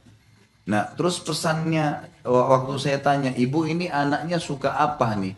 Kebiasaannya apa? Oh, anak saya ini semenjak kenal pengajian sunnah, itu hiper pengajian. Taklim terus. Memang dia suka yang taklim. Setiap hari nggak mungkin nggak taklim. Bahkan dia kadang-kadang satu hari itu tinggalin beberapa jenis bisnisnya dari taklim ini ke taklim ini, taklim ini ke taklim ini. Maka bahasa saya adalah kalau kepada tim yang akan mengurus harus dijadikan ikhwah yang hiper taklim juga nih. Supaya bisa ngimbangin. Iya, jadi dia sejalan kan gitu. Jangan nanti yang satu mau duduk di rumah, yang satu mau pergi taklim, nggak ketemu. Nah. Itu masuk dalam firman Allah surah Al-Imran ayat 195. A'udzu billahi minasyaitonir rajim fastajaba lahum rabbuhum anni la udiyu amala 'amilin minkum min dzakarin aw untha ba'dukum min ba'd al-ayah. Maka Rabb mereka memperkenankan permohonan dengan berfirman, sesungguhnya aku tidak menyia-nyiakan amal orang-orang yang beramal di antara kalian, baik laki-laki ataupun perempuan, karena sebagian kalian adalah turunan dari sebagian yang lain. Jadi di sini maksudnya adalah Allah Subhanahu wa taala menyebutkan tentang masalah amal soleh, sepadan dari sisi amal soleh. Juga dalam sabda Nabi SAW di dalam hadis yang diriwayatkan oleh Imam Ahmad, ala inna rabbakum wahidun wa inna abakum wahidun, ala la fadla li arabiyyin ala ajamin wala li ajamin ala arabiyyin wala li ahmarin ala aswad wala aswada ala ahmar illa bittaqwa. Kalau masalah tolok ukurnya amal saleh, agama, maka masuk dalam sabda Nabi SAW, ketahuilah bahwa Rabb kalian adalah satu dan Bapak kalian satu, Adam alaihissalam. Ketahuilah bahwasanya bangsa Arab tidak memiliki kelebihan atas orang Ajam, non-Arab, dan tidak pula orang Ajam memiliki kelebihan atas orang Arab. Begitu pula orang berkulit merah tidak memiliki kelebihan atas orang yang berkulit hitam, dan tidak pula orang yang berkulit hitam memiliki kelebihan atas orang yang berkulit merah, kecuali dengan ketakwaan. Kecuali dengan ketakwaan. Jadi kalau sudah ada amal soleh, maka amal soleh didahulukan dan cari orang yang sekufu. Ya. Hadis ini memberikan pelajaran kepada kita, masuk di dalamnya adalah masalah iman dan amal solehnya harus berimbang.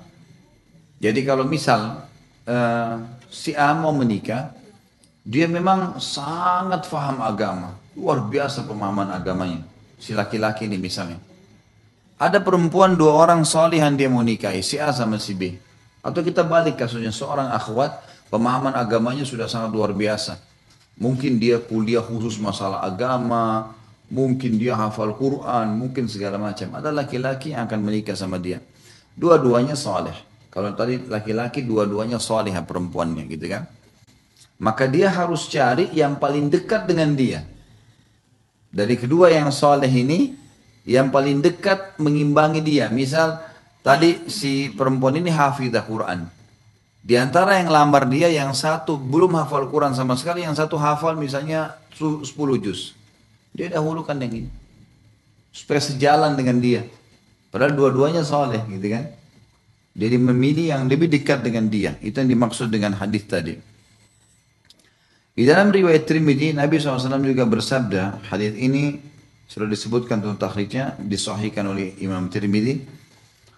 Idza khataba ilaikum man tardawna dina wa khuluqa fazawwiju illa taf'alu takun fitnatun fil ardi wa fasadun 'arid. Jika ada orang yang kalian ridhai agama dan akhlaknya meminang putri kalian, maka nikahkanlah ia.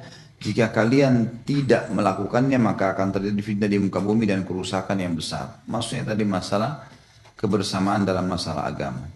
Juga perkataan Nabi SAW tadi sudah disebutkan juga tentang Bani Bayadah. Ya, yang sudah dikatakan nikahkanlah Abu Hind dan nikahkanlah putri kalian. Abu Hind adalah seorang penenun, tukang bekam. Tadi sudah saya jelaskan itu. Nabi SAW telah menikahkan Zainab binti Jahash al-Qurashiyah muslimnya dengan Zaid bin Haritha maula Nabi SAW, menikahkan Fatimah binti Qais Al-Fahriyah Al-Qurashiyah dengan Usama bin Zaid. Ya. Dan menikahkan Bilal bin Abi Rabah dengan saudara perempuan Abdurrahman bin Auf. Artinya dilihat di sini kufunya masuk dalam masalah keimanannya. Padahal sebenarnya Zainab binti Jahash, ya, yang menikah dengan Zaid bin Harithah nanti jadi Ummul Mukminin, ya. Ini masih ada hubungan kerabat dengan Nabi SAW. Dulu tuan terkenal, ini punya jalur nasab yang bagus gitu. Tapi setelah Islam ternyata dia salihah. Kemudian suaminya Zaid juga saleh. Tapi Zaid ini bekas mantan budak, cuma punya pekerjaan. Lalu Nabi SAW menikahkan Zainab sama Zaid. Begitu pula Fatimah binti Qais tadi yang minta dinikahkan dengan Abu Jaham atau Muawiyah. Lalu kemudian Nabi SAW suruh menikah dengan Usama bin Zaid, anaknya Zaid bin Harithah. Padahal Usama ini adalah anaknya Zaid. Zaid adalah mantan budak gitu kan. Kemudian juga menikahkan Bilal bin Rabah, kita tahu adalah mantan budak yang dibebaskan oleh Abu Bakar dengan saudara perempuannya Abdurrahman bin Auf. Abdurrahman bin Auf terkenal, tokoh Mekah. Berarti adiknya adalah juga wanita yang terhormat. Allah berfirman, dan wanita-wanita yang baik adalah untuk laki-laki yang baik, dan laki-laki yang baik adalah untuk wanita yang baik pula. Kemudian juga dalam Al-Quran dikatakan surah Nisa ayat 3, "Fankihu ma taba lakum minan nisa", maka kawinilah wanita-wanita yang kamu senangi. Makna tafsirnya adalah menikahi yang sepadan dengan kalian. Keputusan Nabi SAW menunjukkan agamalah yang dijadikan sebagai tolak ukur dalam kafa'ah atau kesetaraan, baik pokok maupun kesempurnaan. Tidak boleh wanita muslimah dinikahkan dengan laki-laki kafir atau wanita baik-baik dinikahkan dengan laki-laki durhaka. Al-Quran tidak menganggap selain itu sebagai standar kafa'ah, karena wanita muslimah diharamkan dinikahkan dengan pezina yang keji. Nasab, jalur keturunan, pekerjaan, kekayaan, dan status merdeka tidak dijadikan menjadi standar. Karena itu hamba sahaya fakir boleh menikah dengan wanita merdeka yang bernasab lagi kaya, jika ia adalah laki-laki yang memelihara diri lagi muslim. Boleh juga laki-laki bukan Quraisy menikah dengan wanita Quraisy. Laki-laki bukan dari Bani Hashim boleh menikah dengan wanita Bani Hashim. Dan laki-laki fakir boleh menikah dengan wanita kaya. Kalau bertemu dengan masalah konsep agamanya. Kalau bertemu dengan konsep, jadi agama di atas segalanya. Tapi kalau ketemu tadi saya bilang antara agama sama agama, tapi yang satu punya kelebihan harta, boleh didahulukan ini. Karena sudah ada tolak ukur utamanya. Ahli fakih atau ahli fikih berselisih tentang kriteria kesetaraan. Menurut Malik, Imam Malik maksudnya, dengan zahir madhabnya, kafa adalah agama. Dalam suatu riwayat lain, kafa adalah ada 3, agama, kemerdekaan, dan terbebas dari segala aib. Imam Malik mengatakan itu. Kalau kita mau tahu kafa'ah sepadan nggak dengan saya, maka pertemukan 3 hal. Apakah dia beragama? Kalau ini sudah masuk 1, yang kedua kemerdekaan, bukan budak, dan juga terbebas dari segala aib. Tidak ada sesuatu yang memalukan yang pernah dia buat di masyarakat. Ini Imam Malik mengatakan, menurut Abu Hanifah, yang dimaksud dengan kesetaraan adalah nasab dan agama. Selain agama, jalur nasabnya. Jadi bukan anak zina misalnya. Menurut Ahmad, dalam satu riwayat darinya, agama dan nasab saja. Hampir sama dengan Abu Hanifah. Dalam riwayat lain ada 5, agama, nasab, kemerdekaan, pekerjaan, dan harta. Jika nasab dijadikan sebagai pertimbangan, maka ada 2 riwayat dari Ahmad. Yang pertama, bangsa Arab memiliki kesetaraan satu sama yang lain. Kedua, orang Quraisy hanya bisa diseterai dengan orang Quraisy, dan Bani Hashim hanya bisa diseterai dengan Bani Hashim. Sementara pengikut Asy-Syafi'i mempertimbangkan kafah pada agama, nasab, kemerdekaan, pekerjaan, dan terbatas dari aib yang dijauhi. Ini khilaf antara ulama tentunya ya. Ini cuma khilafnya saja kita bacakan. Dalam Al-Yasar mereka memiliki 3 pendapat yang dijadikan pertimbangan dan tidak dijadikan pertimbangan. Pertimbangan ini berlaku untuk penduduk kota menetap, bukan penduduk nomaden atau bawadi. Bawadi ini maksudnya padang pasir ya. Orang Ajam menurut mereka tidak sekufu dengan orang Arab. Laki-laki bukan Quraisy tidak sekufu dengan wanita Quraisy. Laki-laki bukan Bani Hashim tidak setara dengan wanita Bani Hashim. Wanita yang tidak bernisbat kepada ulama dan orang-orang saleh tidak sekufu dengan orang yang tidak bernisbat kepada keduanya. Laki-laki hamba sahaya tidak sekupu dengan wanita merdeka. Laki-laki yang dimerdekakan tidak sekupu dengan wanita yang merdeka sejak asal. Dan laki-laki yang salah satu leluhurnya pernah merasakan perbudakan tidak sekupu dengan wanita yang tidak pernah merasakan perbudakan dan juga salah satu leluhurnya. Ini pendapat dalam Al-Yasar, salah satu pemahaman, gitu kan, yang beda dari 4 mazhab tadi yang sudah disebutkan. Tentu ini tidak jadi tolak ukur ya, karena keempat imam kita yang kita jadikan tolak ukur adalah mereka mendahulukan agama dan nasab. Dan semua disetarakan pada saat itu, sebagaimana contoh yang Nabi SAW sudah lakukan. Mengenai pengaruh perbudakan ibu dalam hal kesetaraan ada 2 pendapat. Demikian pula laki-laki yang memiliki aib yang bisa mengukuhkan pembatalan nikah tidak sekufu dengan wanita yang terbatas darinya. Jika tidak mengukuhkan pembatalan nikah tapi tidak disukai, seperti buta, tubuhnya buntung atau fisiknya jelek, maka ada 2 pendapat. Ar-Ruyani memilih bahwa orang tersebut tidak sekufu. Jadi kalau misalnya ada orang melamar, tangannya buntung atau ada fisik, matanya rusak, melamar seseorang, gitu kan? Wanita misalnya laki-laki dilamar, laki-laki melamar wanita tapi laki-laki punya kekurangan, perempuannya tidak cacat secara fisik. Maka menurut pendapat pertama, Ar-Ruyani mengatakan ini tidak sekufu. Mestinya jangan. Supaya jangan nanti dia hina pasangannya. Demikian pula tukang bekam, tukang pijet, dan penjaga tidak setara dengan putri pedagang, penjahit, dan selainnya. Laki-laki yang suka merusak putri orang lain atau orang fasik tidak setara dengan wanita baik-baik. Demikian pula pelaku bid'ah tidak setara dengan wanita pengikut sunnah. Tapi menurut mayoritas, kafa'ah itu menjadi hak wanita dan walinya. Jadi tentu yang dilihat sekarang ya, bukan yang lalu. Kalau misalnya kita mau menikah dengan seseorang dan kita lihat sekarang orangnya baik, maka tidak jadi tolak ukur yang lalu, sekarang ke depan. Misal, orang ini pernah dulu berdusta, orang ini pernah dulu mabuk, orang ini pernah berzina. Tapi dulu, sekarang dia sudah jadi baik, maka tolak ukurnya yang sekarang. Dan itu yang menilai adalah si wanita dengan walinya. Si wanita dengan walinya. Jadi dia bisa menilai orang ini. Tapi tidak bisa kita lihat masa lalu seseorang yang sekarang dia sudah berubah dan kita jadikan tolak ukur. Kalau itu jadi tolak ukur, maka Umar bin Khattab tidak layak menikah setelah Islam. Karena dulu dia pemabuk. Dulu dia suka mukul orang Islam.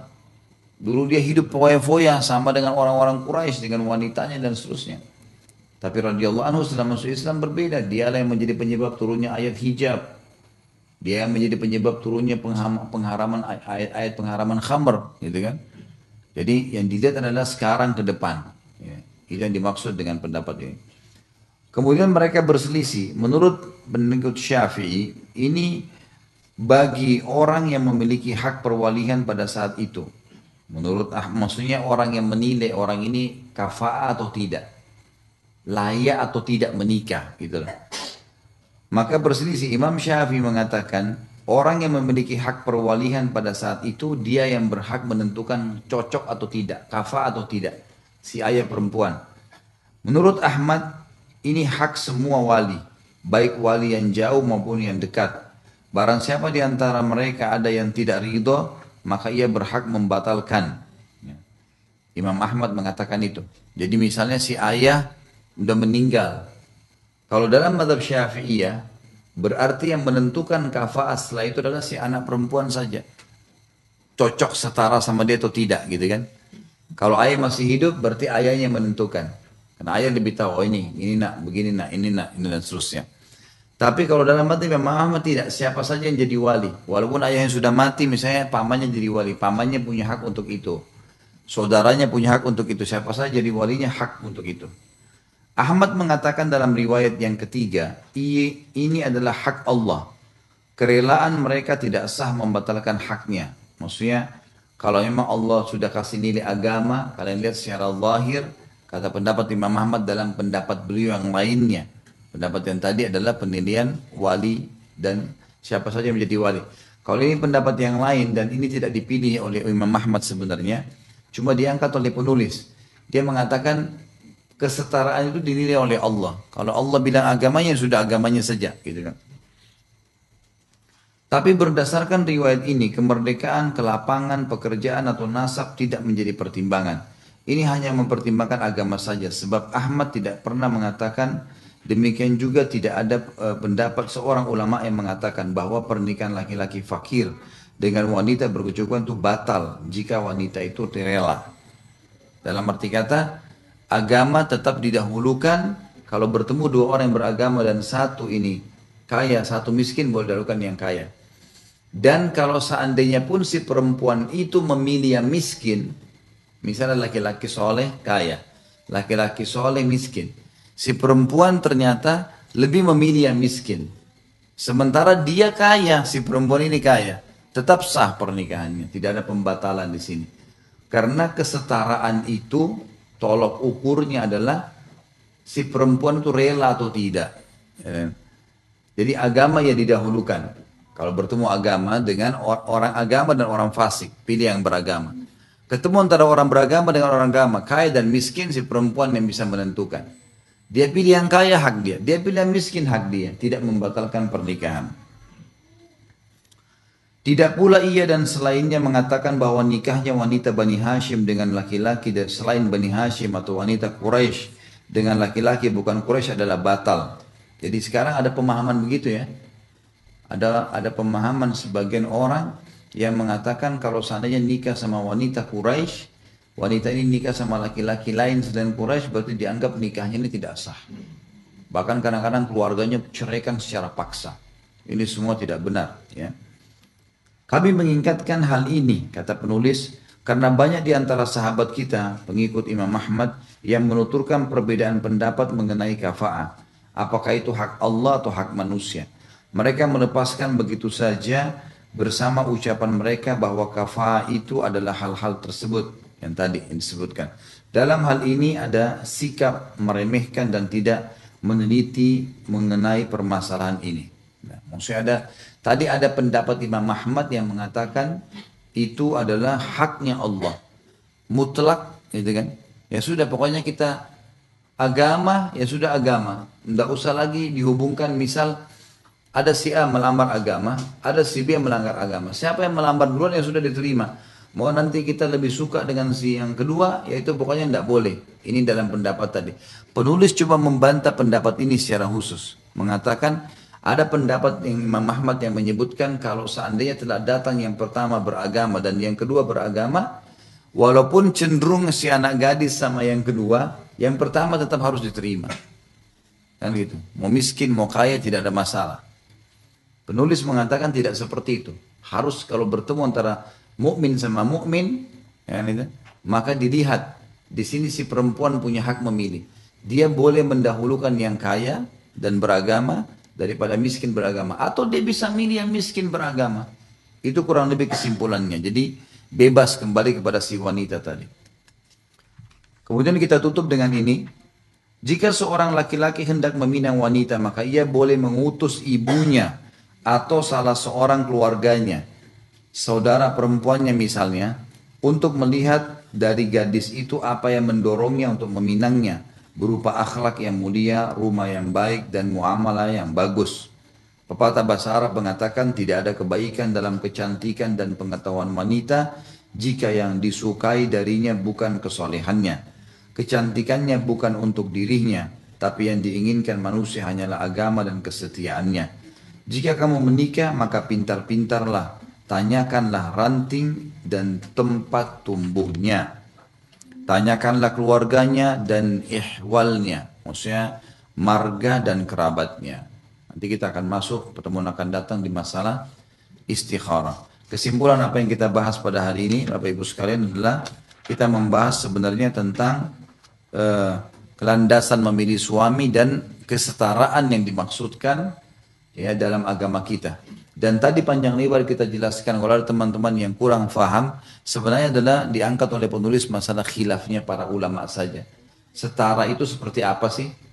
Tapi yang disepakati begini, kalau datang yang beragama, yang melamar kita, seorang wanita misalnya dilamar, atau seorang laki-laki mau menikahi seorang wanita, bertemu antara yang beragama dengan tidak beragama, yang didahulukan adalah agama. Walaupun yang datang setelahnya ini pangkatnya bagus, nasabnya bagus dan seterusnya, ini tidak boleh ditolak. Harus yang ini, gitu kan? Sekarang yang diselisihkan adalah kalau dua-duanya beragama. Di mana kufuknya nih? Di mana kesetaraannya? Bagaimana menilainya? Maka disebutlah tadi khilaf-khilaf ulama, gitu kan? Ada yang mengatakan, atau saya simpulkan saja, kalau seperti ini kejadiannya, maka kembali kepada si wanita. Wanita yang mau menikah sekarang. Dia boleh milih yang kaya dan soleh, dan dia boleh milih yang miskin dan soleh. Yang penting sama-sama sudah punya agama. Sama laki-laki. Tadi kan sebenarnya dianjurkan sependidikan, ya, sekeluarga, sesuku, itu dianjurkan, bukan keharusan. Karena si wanita tetap di sini tidak batal nikahnya kalau dia pilih salah satunya. Misal dia lebih cenderung sama yang soleh tapi miskin, ya udah, haknya dia. Atau ada orang Indonesia yang lamar dengan ada orang Amerika yang lamar, dua-duanya muslim, dua-duanya baik, gitu kan. Lalu si perempuan cenderung sama yang orang Amerika, bukan salah. Nggak boleh kita hardik, oh kamu mesti nikah sama orang Indonesia itu lebih kufu, enggak. Kufu di sini adalah kesetaraan kembali kepada si perempuan nilai. Yang penting agamanya sudah ada. Nah itu yang tadi yang khilaf di antara Imam Ahmad, Imam Abu Syafi'i disebutkan, kesimpulannya seperti itu. Kesimpulannya seperti itu. Tapi apa namanya? Ada tadi pendapat yang dilemahkan. Salah satu pendapat Imam Ahmad menurut penulis adalah kalau telah datang seseorang yang melamar lebih dulu, kalau beragama, lalu datang setelahnya juga orang beragama, tetapi yang didahulukan yang pertama. Nah ini dibantah oleh penulis. Dia katakan ini semestinya tidak seperti ini. Karena tetap bagi wanita haknya untuk memilih. Asal memang belum terjadi lamaran di sini ya. Karena lamaran tuh gini, sudah datang si laki-laki ketemu sama walinya perempuan, sudah bicara, tentukan tanggal, hari, ini namanya khidbah. Khidbah ini ada hadis Nabi berbunyi, janganlah kalian berkhidbah di atas khidbah saudaranya. Tidak boleh kan gitu, dilarang. Nah, ini lain hukumnya. Allahu alam. Kurang lebih seperti itu bahasannya.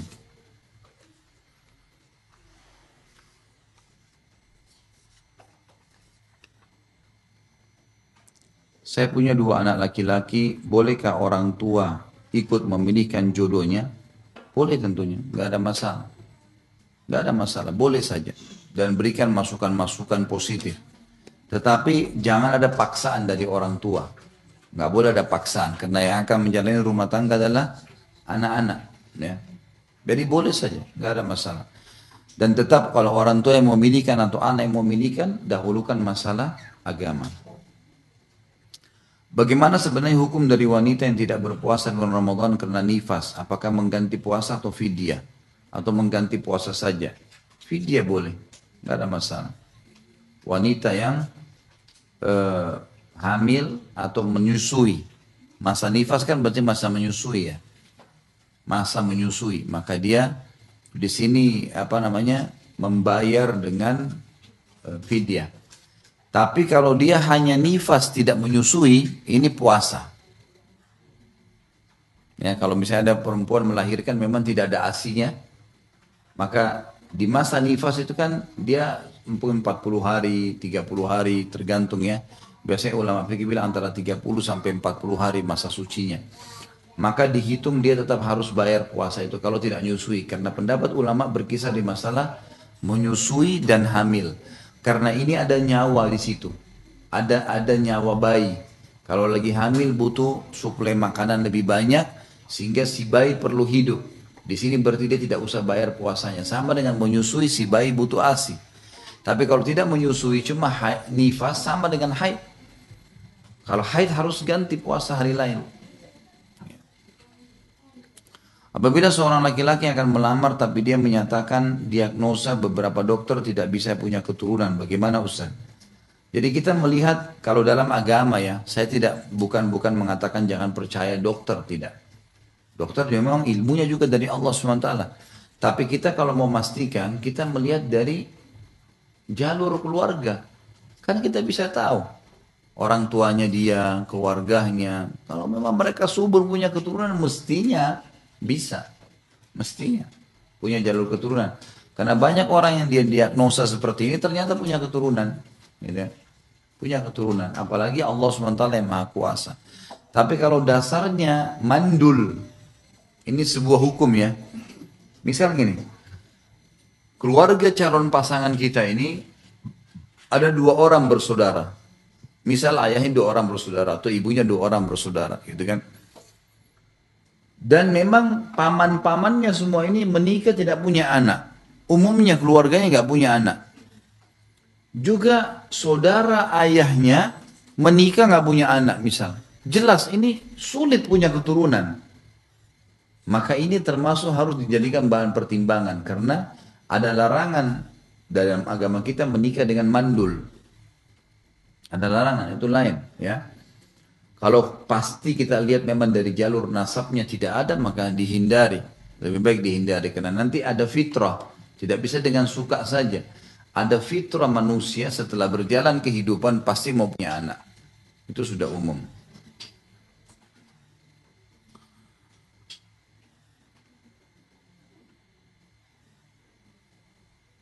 Bagaimana hukumnya secara syariat inseminasi buatan untuk tujuan memilih jenis kelamin laki anak? Saya belum tahu nih seperti apa. Saya tidak mengerti bagaimana. Tapi ada hadis Nabi SAW yang memberikan kita cara untuk mendapatkan anak laki-laki atau anak perempuan. Hadisnya hadis sahih, gitu kan? Kalau tidak salah di buku kita nanti ada bahasannya sebenarnya. Kata Nabi SAW, kalau sperma laki-laki mendahului sel telur perempuan, dalam arti kata klimaksnya, si laki-laki lebih dulu dari perempuan, gitu kan? Sperma sudah masuk di rahim, barulah cairan klimaksnya wanita keluar, maka berarti anaknya perempuan. Kalau sebaliknya, si perempuan yang lebih dulu klimaks dari laki-laki, anaknya laki-laki. Ya. Dan ini sudah umum, dan itu yang sudah dibahas oleh para ulama dan memang jadi makanya pada saat orang mau mengatur keturunan, misalnya dia mau anak laki-laki dan memang kita kan kalau mau tentukan bulannya, tanggalnya kan sebenarnya bisa. Misal masa suburnya tanggal berapa, memang niatnya di bulan Maret nanti saya mau hamil misalnya. Dari bulan Desember sudah dirancang, memang pada bulan itu saya suburnya pada tanggal sekian. Nah pada saat itu memang didukung dengan makanan-makanan sehat. Yang umumnya sih kalau masa kesuburan itu adalah madu sama kurma, gitu kan? Ini yang selalu tersebutkan di dalam hadis banyak. Masalah kurma sama madu. Ini dikonsumsi, ya, termasuk misalnya perempuan yang sulit melahirkan, biasanya kalau dikonsumsikan rutab, kurma yang lembut, itu biasanya pembukaannya sangat cepat. Ya. Ini memang didukung dengan ini. Nah, nanti di hari H, hari klimaks, memang kalau mau anak laki-laki disengaja memang si perempuan klimaks duluan. Memang sudah diatur pada saat itu, mereka sudah bicara sebelumnya. Ini akan seperti ini. Jadi si laki-laki bisa mengontrol dirinya untuk tidak klimaks duluan. Ya, itu. Emang sudah begitu, harus dia bantu istrinya segala sampai titik dekat klimaks, kemudian mereka berhubungan badan, istrinya lebih dulu, baru suaminya. Ada riwayat lain yang menjelaskan, kalau selesai berhubungan, itu balik ke sisi kanan. Kalau mau hamil tapi ini ya, kalau mau hamil, setelah berhubungan balik ke sisi kanan. Si perempuannya, seperti orang kalau mau tidur sisi kanan. Ya. Loh, tapi itu hadisnya begitu. Dalam arti kata memang itu menyebabkan kehamilan di masa subur, lebih mempermudah. Allahu alam apa maksudnya secara ilmiah, apakah ada penelitian? Saya bicara teori syar'inya. Nah ini yang ada dalam agama kita. Dan ada salah satu keluarga saya, paman saya praktekin.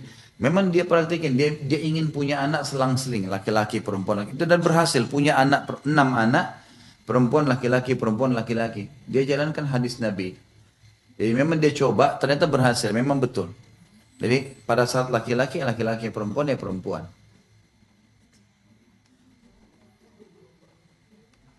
Ustaz, saya pernah membaca adab-adab dalam sebuah pernikahan. Salah satu poinnya diharamkan cincin emas dan yang sepertinya bagi kaum wanita, termasuk gelang dan kalung emas, mengacu ke hadis dari Aisyah yang diriwayatkan dari Al-Qasim bin As-Saraguti. Mohon penjelasannya Ustaz, karena yang saya tahu wanita boleh memakai emas. Ini yang setahu saya juga sama. Hadis-hadis Nabi SAW yang lain yang sahih menjelaskan wanita menggunakan emas. Jadi kebanyakan riwayat yang menceritakan tentang emas itu tidak dipakai oleh wanita, bukan tidak dipakai ya. Seperti kasus pernah ada wanita menggunakan emas di tangannya. Lalu Nabi SAW tanya gitu kan. Sebenarnya pertanyaan Nabi ini, apa kau sudah zakatkan emasmu itu?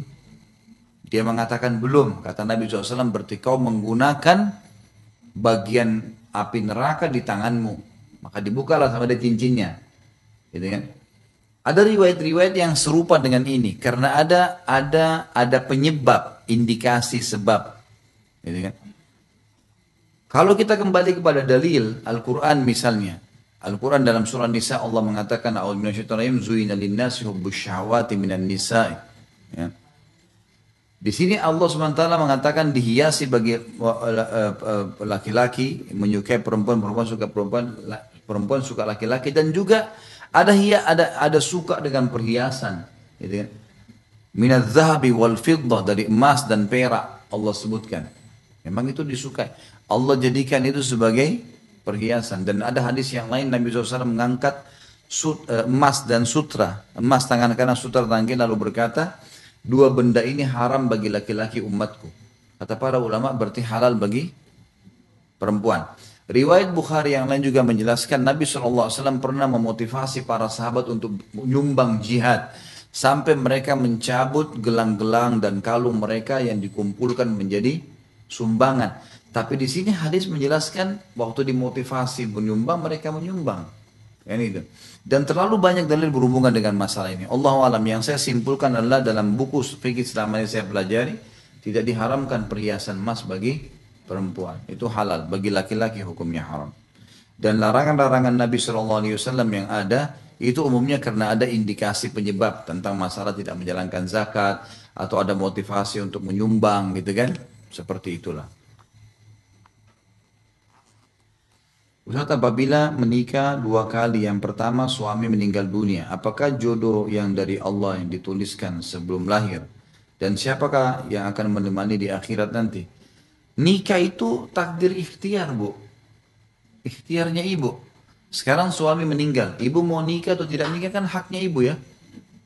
Kan ibu sendiri yang tentukan. Nikah itu, menikah sama dengan milih makanan. Saya mau makan yang pedas, mau makan yang gurih, bebas, gitu kan? Saya mau pakai baju merah atau baju hitam, ikhtiar, itu namanya ikhtiar, takdir ikhtiar. Nikah juga sama. A, B, C yang kita mau nikah sama dia. Lalu kita pilih si B, kan pilihan kita. Dia masuk dalam globalnya ketentuan Allah, takdir tapi ikhtiar. Artinya Allah catat di Lauhil Mahfud, Allah tahu si fulan akan lakukan itu.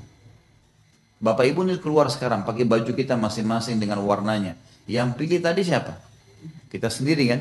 Allah sudah catat di Lauhil Mahfud pada hari ini si fulan ini dan si fulana dia akan pilih baju warna ini. Dengan keluasan ilmunya Allah, Allah tahu dia apa yang kita lakukan sampai kita mati. Itu namanya takdir ikhtiar. Ini memang masuk dalamnya adalah jodoh. Jadi ibu boleh nikah, boleh enggak kan? Orang masih bujang atau masih gadis saja, bisa nikah, bisa enggak. Haknya dia. Karena pernikahan hukumnya bisa jadi wajib, bisa jadi sunnah. Bisa jadi haram, bisa jadi mubah, bisa jadi makruh. Masuk dalam semua bab. Dia akan wajib kalau seseorang takut berzina. Wajib dia nikah. Nggak boleh, enggak. Takut berzina haram, maka wajib dia nikah. Yang kedua, dia bisa menjadi hukum sunnah. Kalau dia hanya sekedar mau menjalankan sunnah Nabi.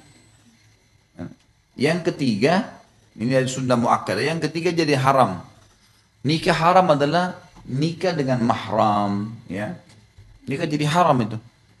Dengan anak sendiri, dengan saudara, dengan saudari, termasuk dalamnya adalah pasangan orang tua. Ya. Misal ada bapak ibu di sini, ibu bapak ikhwan di sini laki-laki, misalnya ayahnya poligami.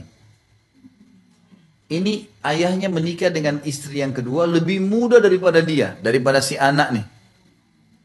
Tetap itu adalah mahram abadinya dia.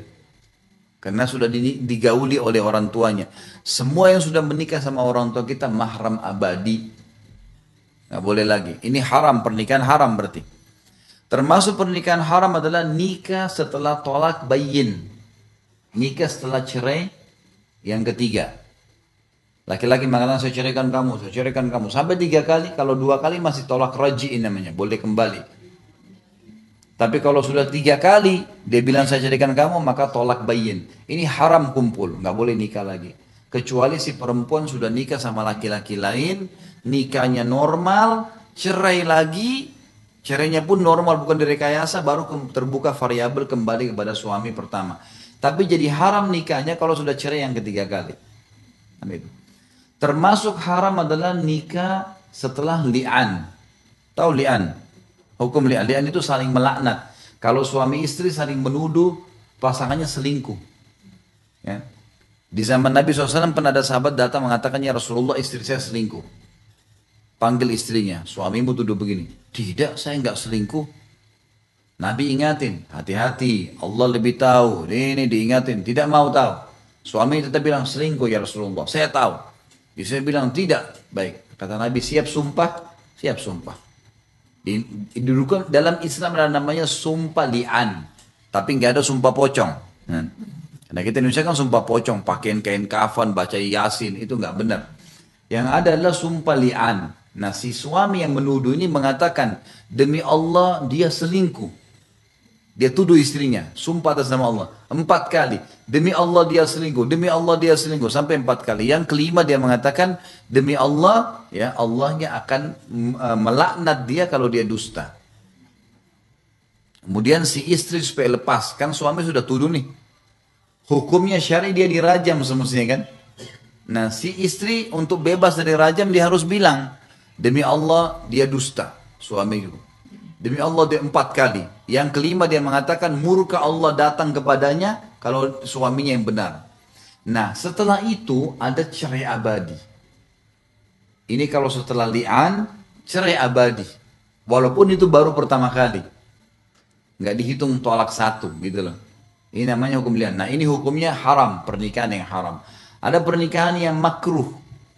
Pernikahan makruh itu adalah pernikahan yang dipaksa.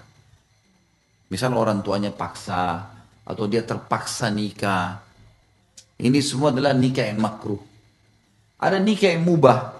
Mubah adalah orang kalau seperti masuk dalam halnya masalah melakukan poligami misalnya, mubah saja. Sesuatu yang dibolehkan dalam agama, gitu kan. Seperti itulah memahaminya. Jadi di sini yang dimaksud adalah ibu kalau misalnya menikah lagi, itu adalah pilihan ibu, takdir ikhtiarnya. Dan itu ibu boleh menikah, bukan tidak boleh, ya. Baik, pertanyaan selanjutnya adalah siapa yang akan menemani di akhirat? Suami yang terakhir. Jadi kalau ibu mau tetap sama suami yang pertama ya jangan nikah. Memang begitu. Makanya dalam sebuah penyebutan kata Nabi SAW ada 4 penghuna wanita penghuni surga. Yang keempatnya itu adalah salah satunya adalah wanita yang meninggal suaminya. Lalu punya keturunan, dia menahan diri menikah lagi karena takut anaknya terbengkalai. Itu dijamin surga baginya. Tapi dia bukan tidak boleh. Dia boleh menikah. Cuman ulama mengatakan jadi makruh hukumnya kalau anaknya masih kecil. Masih masa menyusui misalnya. Kan tidak mungkin dia mau layani suami, berikut juga anaknya mau disusuin. Apalagi ini laki-laki ini bukan anaknya, dia mungkin tidak bisa sabar. Sedangkan suami, ayahnya saja kadang-kadang masih rewel. Apalagi kalau laki-laki lain kan gitu.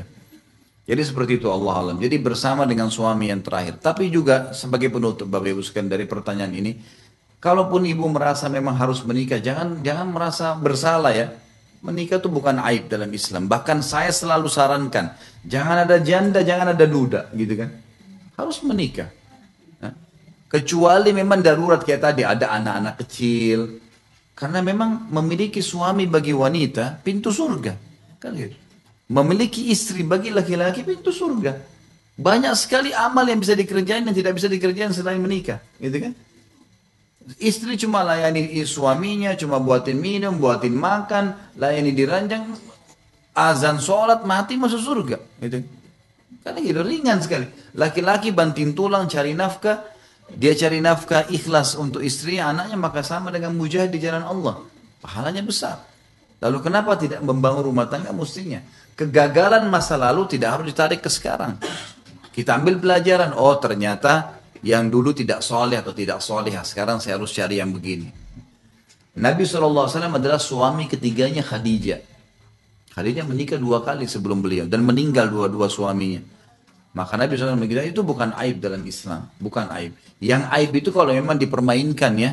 Ada perempuan begitu subhanallah nikah cerai, laki-laki juga begitu. Ini adalah orang yang mempermainkan, bukan niatnya ibadah. Maka Allah alam ini tentu dihindari kalau seperti itu. Baik, mudah-mudahan bermanfaat. Mohon maaf tidak semua pertanyaan bisa dijawab. Insya Allah tetap akan kita jawab di pertemuan akan datang.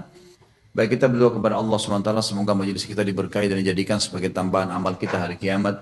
Semoga semua yang sakit disembuhkan penyakitnya, semua yang terlilit utang dilunasi utangnya, semua yang belum mendapat pasangan diberikan pasangan soleh dan soleha, yang belum memiliki keturunan yang baik diberikan keturunan soleh dan soleha.